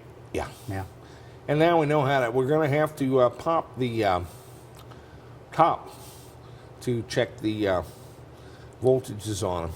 Yeah, and we can we just have to get it to this point. Yeah, and then we can check the voltages. Yep. Yeah. And we don't need to play with the contactors really. If you can get that. I'll back pop on that there. back on. Yeah. Okay. So the lid has to come off to be able to get. Yeah, check these are each pack. bars and little terminals. Instead of cables, they use flat bars to carry the current. And they're all routed around here to these contactors. But also through here through the middle of the pack to that down to the safety. the safety switch. I'm seeing a lot of good here, Brian. There's at least 2 contactors that could be salvaged. An excellent connector set over here. Yeah, that's a big boy connector. That could be salvaged. This safety switch, we've been looking for such a thing. I know. Some we have. people use an Anderson connector with a loop in it, which is kind of a fire looking for a place to happen. Yeah, this safety switch is pretty cool. Yes, it Because is. it's coming right up here on these 2 cables, right to the center there. Well, but you pull it out completely. Right. Yeah, you pull it out and it's gone. And Yeah. I've been needing that in a car. The cooling, I don't really care anything about, and I don't even think these cells need it. But contactors and safety switch, I'm on board for. But it's strictly a salvage thing. Yeah. I would take these out and reform them into battery boxes for wherever I wanted them in the car. But, you know, it's not that big a volume. They've got this huge device, again, over-engineered to an extremis. Yeah. Yeah. Yeah. This part that goes up and locks into the car and weather seal. Oh, my God. Yeah. This is huge. This piece of cast aluminum here is it's pretty darn big. Well, we don't have such a good place, but I think we could take those cans and put them in a car with a lightweight aluminum box and Yeah. a lid that isn't quite this tricked Yeah, out. yeah, not quite I that think this engineered. is like employment for college grads. Yeah. Yes. Exactly. I mean, it just gives them something this to is do. something to do here. Look at this. The gains from even the air conditioning are meager.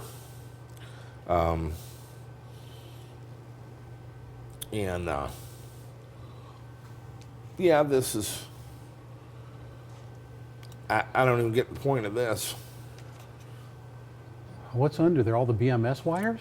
Yeah, you have. That's what complicates it is the BMS that's wires. that's what's under there, isn't it? Plus the Yeah. bus bars, you know, Yeah. to Yep. Yes. connect the cells. Yeah.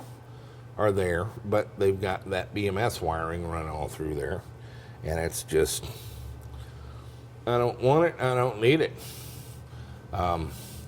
But the cans, when you look at the overall volume, this is 16 cans, 127 volts. That's 127 volt, 65 amp battery.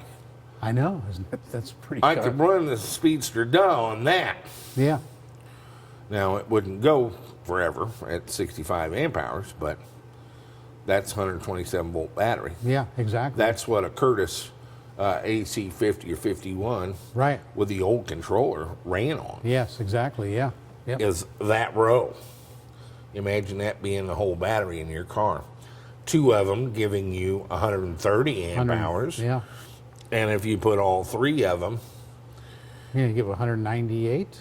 you're at 200 amp 200 hours. amp hours. Yeah. For a pack that size, that's quite a bit smaller than how we do 200 amp hours, 120 volts in a speedster. Oh yeah, yeah. I don't know if I have a tape here, but yeah, that's pretty cool. I mean, that's Lithium, LiMn2O4, Yes. lithium manganese oxide, yeah. has a much higher energy density than lithium iron phosphate. Then the life flows. Yeah. They don't have the life, and they're a little touchy about temperature. Oh, okay. Yeah. Not as bad as lithium and cobalt, Yeah. and they're a little more expensive than lithium iron phosphate, Okay.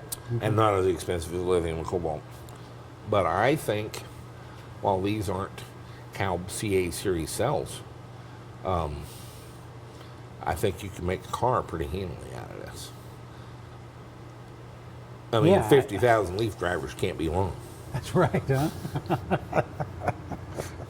Yeah, I mean, really from here to here and across. I mean, that's a 200 amp hour, 127 volt pack. That's not very big. Or a 383 At for your Siemens. Yeah. That's 383 volt, Right. 23 kilowatt, 24 kilowatt pack Right. at 65 amp hours. So that would replace everything we're doing in the thing, Oh yeah. It would. and it's probably 2/3 of the volume. Yeah, because we've got big one in the rear seat and two good sized ones up in the front. Yeah, where the Yes. fuel tank was in the. Yep. Yeah, we could put this whole thing in the front near enough. I don't know if we get all that in the one back box, but pretty close. So I think they're a find. That the stuff looks brand new to me, and we're at. It's so new they're not broke in yet. These should fall to about 3.9 after charge. Yeah. I'm seeing them at 4 volts. That's that sounds new to me. Yeah, exactly. Yeah. Yeah, these are. After you'd run these for a while, you'd charge them. If you charge them to 4.2, they'd fall to 3.9. Yeah. Not 4 volts. God, look at these things. And so. I would say so. That's So there, well, it looked like Brian and I were two monkeys scratching around on a wax tile floor trying to fuck a football there, but we finally did get the case we did off get the that case son off of it. Yes, it was. And Thank God. I was amazed to find 3 banks of almost exactly 127.5 volts. Yes. 127.7. Yes. And that is 16 2-cell in series modules.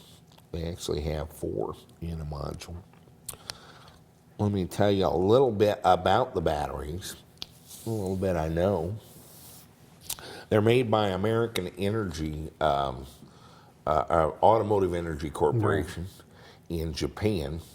This was an acquired subsidiary of the Nippon Electric Company, NEC, developing prismatic batteries based on a lithium manganese spinel. That's an Li, Mn2O4 cathode, graphite anode.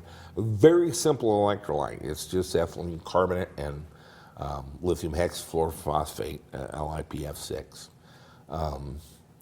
And they had apparently worked a little lithium nickel oxide, Oh, okay. LiNi2O2, to extend the cycle life a bit. Yeah. Okay. A pouch cell, prismatic pouch cell.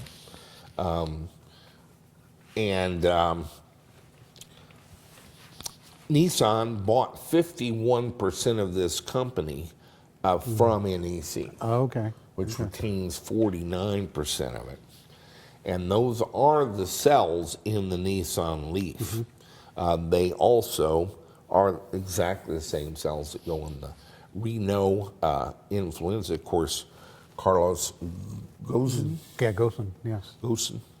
is the head of both Renault and Nissan, and had announced that Renault was going to be part of Better Place's, Of the Better Place deal. Okay. deal. That didn't work out very well. But that's why these batteries are a very awkward package of the whole pack, because it goes up into the car and takes up quite a bit of vertical room behind the rear seat Behind the seat. Okay. of the Renault. But it's the same can cells as the Nissan. These look new to me. They do. In fact, they're 387 volts on a pack that I know has been laying around without human hands on it since at least the 1st of November.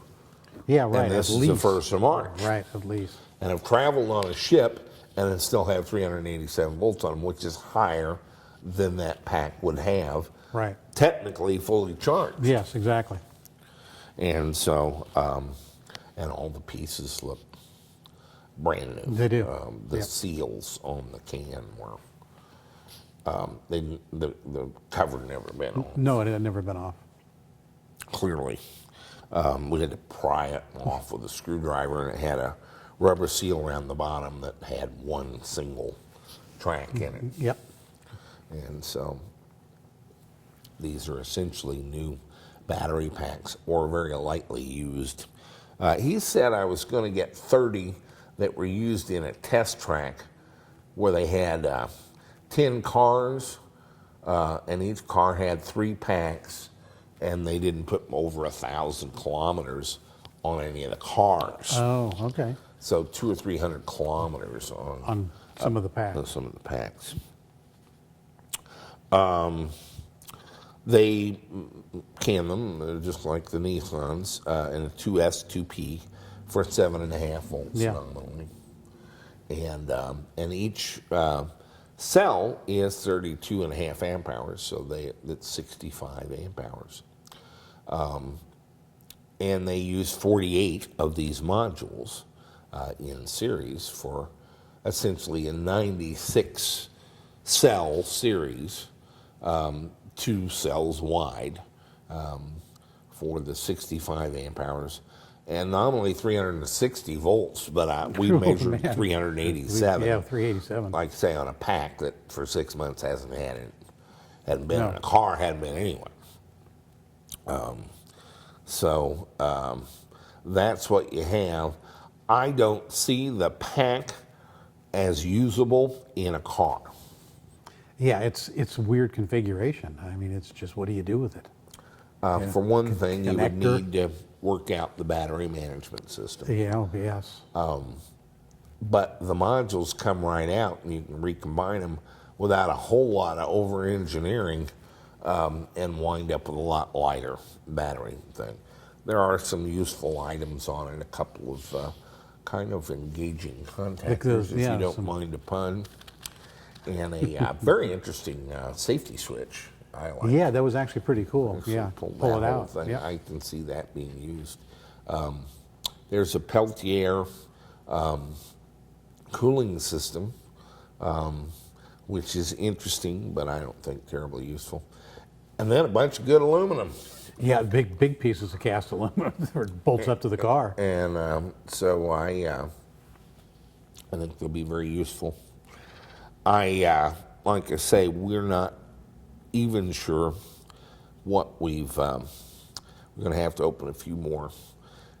They come in these neat caskets made out of plastic that are actually like a small boat. Yeah, we have to check, make sure there's no stowaways in any of these too. We don't right. know. We're We don't assuming know there's what batteries else in came there. with them. But so this is what they come in as these tubs. Right here. Yeah, I think we may find the Ark of the Covenant in one of these. That I would be think, cool. Yeah, I think we may. Coming from Israel is possible. Yeah, or some yeah. You Dead never Sea know what we might Scrolls. find. Dead Sea Scrolls. Who knows? But so it's kind of a grab bag. They are absolutely as is, where is. We don't know how the BMS works either. We don't know if all the cells are good. I think that any of them would have mostly. He said they'd opened 17 and found 2 bad cells. 2 bad cells out of 17. Oh, okay. That's not bad. And out of 17 packs. Yeah, that's pretty good quality control. Find 2 bad cells. And so it's kind of a grab bag. I had wanted to sell these under a program called Lithium for the Price of Lead at $3,600. This waiting game was going on so long that I had even mentioned that price, which I shouldn't have done. And we're not able to meet it. I don't think. We don't have the final word on this shipping and Well, we know we've got some storage. We've got customs inspection fees, so fees from New Jersey to here. Yeah. Yeah, but it's turned out that they're about 6 times what the cost to get them from Israel to New York. I know. Just to get them through New York. Yeah. This is absurd. But they're big, and I'm little, and I have to have the batteries. Because Omer is out on a hook on the money, and I told him to give it to him. Sure. So I've got to write the check, right, wrong, or indifferent. So we're going to price them at $39.95 and try to cover that. I had Peter McWade this week, when I mentioned this possibility, accused me of being a bait and switch checkered Plaid suited guy. plaid suit car dealer, and how they would put things in the newspaper and you get there and it's always higher. And this man's never bought anything from me. I don't think he's ever bought anything from anybody. He digs around in junkyards and stuff and takes great pride in digging up junk. He never gets it to run. He's never really completed an EV that I've seen roll, and he drives a store-bought Leaf. But I hear from this guy every week. He's like Dan Friedrichsen West. Oh, yeah. And I that's right, finally Dave. fired him this week. I just got so unbelievably tiffed. This guy is just beyond the pale. He's never bought a thing. But man, does he give me advice twice a week, every week, on how I ought to be doing stuff. That's a lot of advice. Pete, we broke your sword. Dishonorably discharged. You're out of the clan there, buddy. So you can't buy any batteries. He was threatening to buy something from me for the first time and felt done around by the bait and switch. Oh, geez. I said, Man. wait a minute, we got nothing on the website. We got no price. We don't even have a product yet. What are you talking about? We don't even know what was in We this. don't even know if we're going to get them. This was a couple of days ago. And he's on me about cheating him. Well, we won't have to worry about that, Peter. But I had leaked it. I thought we were getting pretty close. Yeah, we did. We thought we were getting pretty close. And so I talked about it on the blog. I'm going to honor that $3,600 price. Not for our dealers, Anna, but for anyone else. For 1 week, we'll have one of our weekly specials. Okay, we haven't had that in a while. That'll be fun. We can do that until Friday, which would be the 6th, wouldn't it? Today is, and this is Saturday, guys. Let's see. Yeah, our Friday show is being shot on a Saturday. Yeah, so if it's not up, don't worry about it. Yeah, so today's the 1st. Yeah, that would be the 6th. Brain Friday? had some spousal obligations on Friday. At our age, we kind of get assigned to be arm candy, That's it. just boy toys for various events and things. Oh my God! I saw the worst thing at Peter Pan Did last you? I was night. going to ask. Did you go to Peter Pan? Oh my God! Just Oh no. I was hoping it wouldn't come up at my house. yeah, well, good. Yeah, no, they had the whole, symphony board thing. And so she did okay, that all day okay. yesterday, and then I had to go be seen at Did you wear green Crocs? Peter Pan. No, it was the whole thing. And it wasn't even our regular seats. It was just a mess. Oh no. So anyway, here we are on Saturday. Yes. With a forklift. Brian, I told him if this EVTV thing doesn't work out, I think he could do some serious damages longshoreman. Specifically in New Jersey where they can't move anything. That's right. Where you can't do anything. You just sit on your forklift, apparently. And so he was running a forklift today and stacking these things everywhere, and we got half of them. I only have half of them. So yeah. part of the sale is I need to get rid of these before they show up next week. Yeah, we can't even ship anything else out of here. We've got like one slot out of the store. Yeah. If somebody orders a motor, I don't know how you're going to get it out of there. It just won't work. Go ahead and order them anyway. Yeah. Don't let that deter you. So that's where we're at on it. We're Okay. going to run a 1-week special. All right. Peter McWade excluded. At $3,600, Peter, just what I said. All right. And then they're going to be $39.95, simply to try to cover what I think is going to be a very large and very unfair storage fee. When I Yeah. needed nothing stored, I needed it shipped. We just need to move it around, yeah. But UPS kind of has rolled us over on this one, I'm afraid. And so I still think it's not quite lithium for the cost of lead. It's nominally, I would call it 23,400 watt hours. It turns out the current's a little better than I was told, and the Automotive Energy Corporation, the Department of Energy, has tested those batteries up in Idaho test lab with Ecotality, and they found 201 kilowatts for 30 seconds. Okay.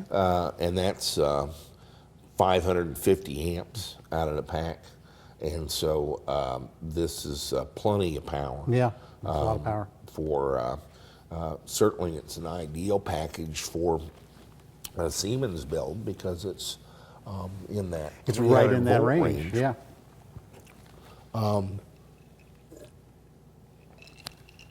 And of course, 400 amps. If you actually did 380 volts and 400 amps on the DMOC 645, you would fry it. Yes. I don't think it'll let you. Yeah, I don't think it will either. So yeah. the pack exceeds what you can use with a high voltage Siemens type setup. And even in one module wide, it'll produce everything you can do with a high. Yeah, with the HP EVS setup, yeah. Right. Absolutely. High performance electric vehicle systems. 120 volts. Their new controller is 500 amps and their old one was 550. And this will be a perfect match. Oh, for absolutely. that. Perfect. Yes. According to the Department of Energy. Are these CALB cells? No, they don't do 10C. They don't have the cold weather performance. They are a little, apparently, sensitive to heat. Yeah, I think, didn't we say with some of the Leaf guys? Yeah, Yeah. some of the Leaf guys Yeah. are saying in Arizona Right. and so forth. Of course, these guys detect these things with turtles, so they're. Yeah. It's hard to separate some of the comical enthusiasm from fact, but by all accounts, there's some heat Yeah. issues when you're out in 130-degree Yeah, that's temperatures. yeah. Brian and I used to sneak off to Scottsdale and play golf every August. They had some of the most gorgeous courses, $300 to play them, except in August. It's Except like in August. $80. And it's really hot, but it's dry heat. Yeah. And But it's some of hot. those courses, they would have ice towels at every tee box. Yes, yeah, lots of water. Because they're doing ice towels. anything to get anybody to come play Yeah, there. that's right. And it is a dry heat, and we got to where we just thrived in it. And we do, 3-4 days every year Yeah, yeah. down at, what was that place with all the Indian courses, Geronimo and Apache? Oh, that's Desert Mountain. Desert Mountain. Yeah, oh my Desert goodness. Mountain. Yeah, beautiful. Beautiful place. How did I get off on that? Well, we were talking about the leaf batteries being a little Oh, yes. warm. Yeah, In those It's- kind of yeah, temperatures, Yeah. I actually did at tournament players walk down a golf cart path and melt the bottom of my golf shoes. All the Golf little shoes. The rubber little cleats spikes, just rolled up, died. It's like, oops, just tiptoe We were back. in the middle of a round, about 1 o'clock in the afternoon. I said, hell with this, we're headed for the clubhouse. Man, I'm Golf cart through. race to the clubhouse. It was like 112 degrees or something stupid out there. And so apparently they're not, I don't put them in the same league as Calb cells, but I think you could do a dandy build with this. I mean, there's 50,000 Leafs out there. Yeah, Um, yeah. That run this. They have an 80 kilowatt motor. I wouldn't use this for racing applications or for really big car, but for anything under 3,000 pounds, anything with a high performance electric vehicle system, it's almost an ideal package for the Siemens D-Mock. It is, it's perfect. Because it hits that voltage where we want it, and the current, it's more than capable of doing that.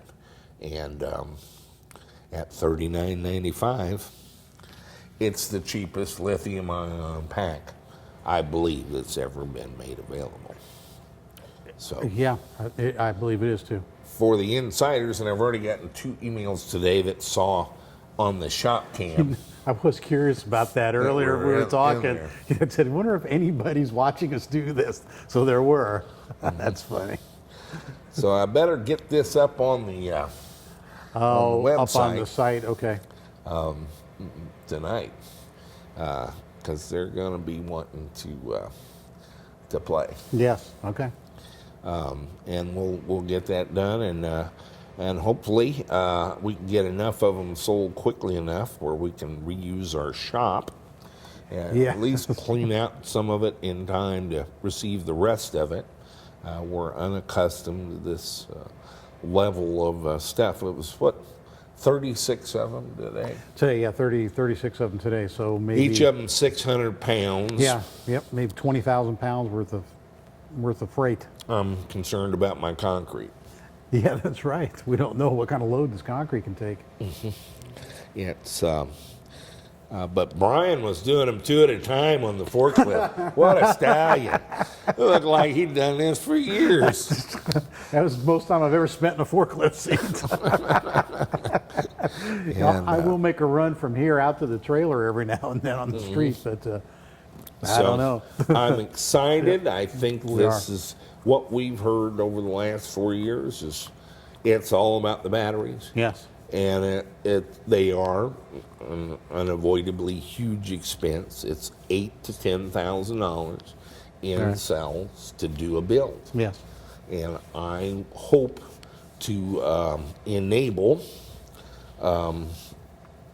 65 or 70 new builds with Right. this. Right.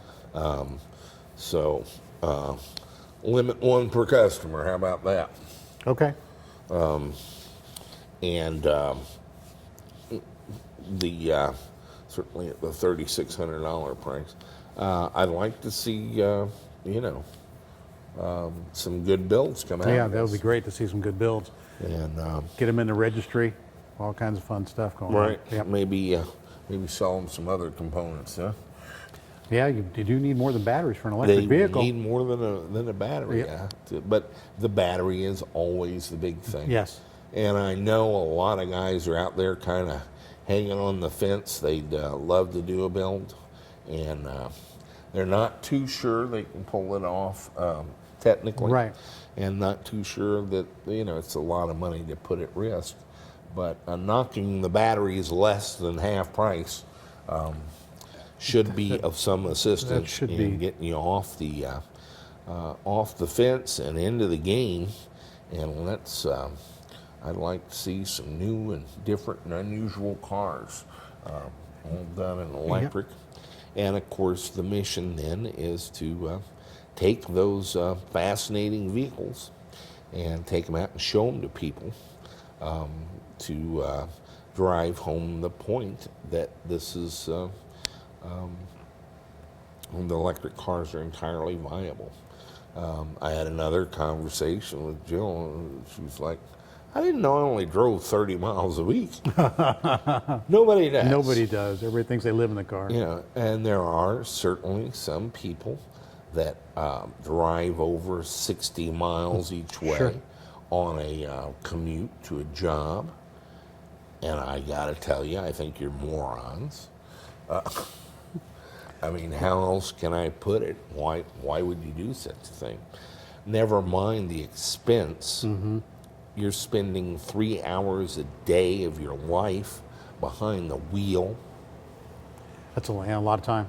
Yeah. That's about 15 hours a week.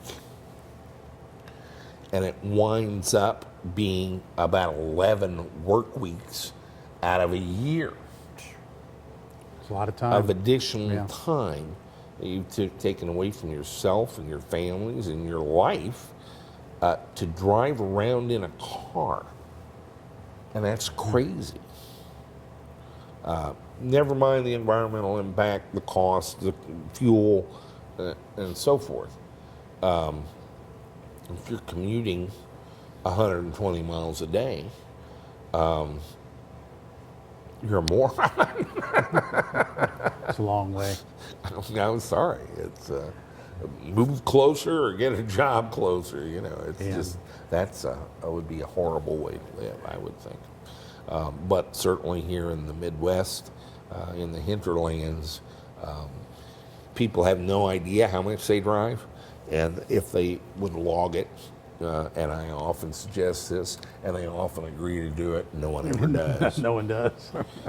It's preposterous how little it is. You don't really need to go much around here. What you need is actually transportation in the sense of projecting your private control space into the public. So it's only a mile and a half to the store. Well, you could walk a mile and a half, or you could bicycle a mile and a half, except it rains here, and it snows here, and the wind blows here. Yes. And at night, you might be attacked, and you're just exposed. In a car, you get your music, your temperature, you're out of the rain. The car will carry the stuff you buy. Right. You get to take your stuff. It's like extending your living room over to Schnucks, and you only have to go about 40 feet from the car to the store Exactly. to be in the store. Then you shop, and then you're back in your car, and then back home. So a car is much more than a device to drive across country. I don't drive across country at all. It's a way to get around and still have the safety and the temperature control, the rain control, and be able to take my stuff to be able to go. And that's what a large percentage of our population, that's what they need. And the actual miles, they would be shocked to learn how few they actually How few they run. do. Yeah, and I'm always in fear of being attacked by a band of squirrels anyway. That's right. Squirrels. Squirrels. Keep the windows up. So we want you to build cars and then go show them to people. Absolutely. That, hey, I can live with an electric car and I give up nothing. I don't feel like I make any concessions or sacrifices or none of that. No, it's actually great. You get to give up the gas station. And they're fun to drive. They're just Yes. a lot more fun. Yeah.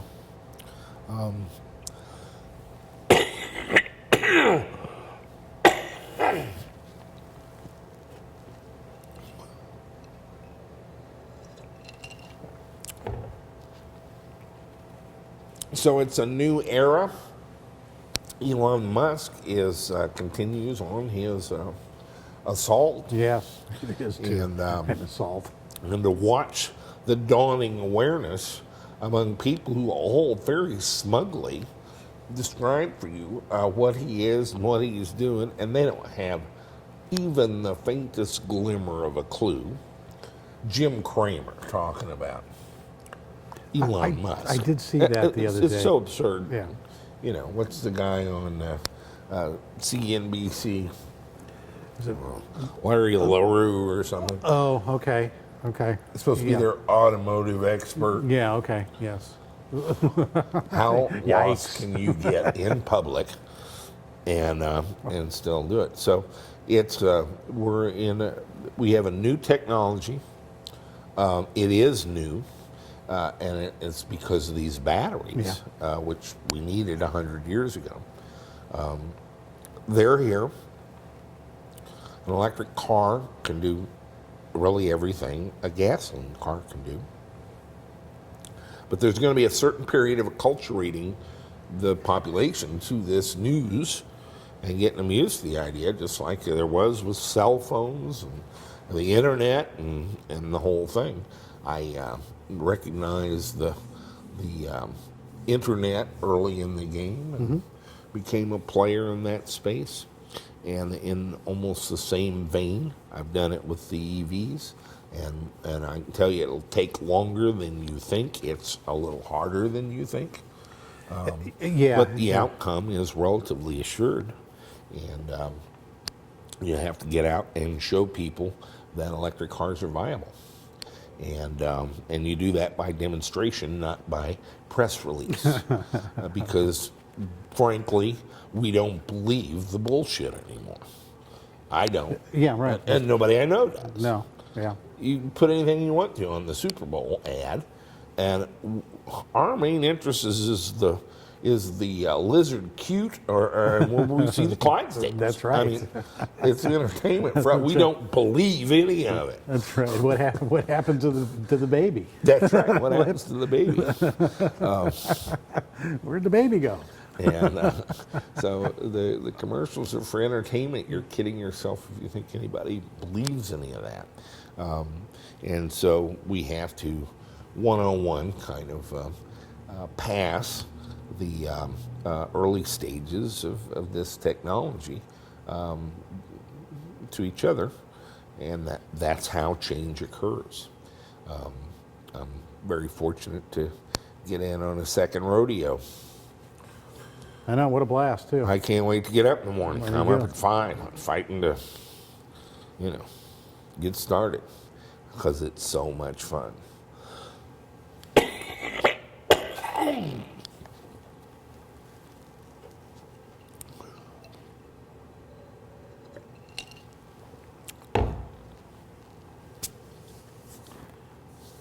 I think we're done. I think we did it. The Saturday show. This is the Saturday show, but same music, That, a little different set, and I hear the music. I do.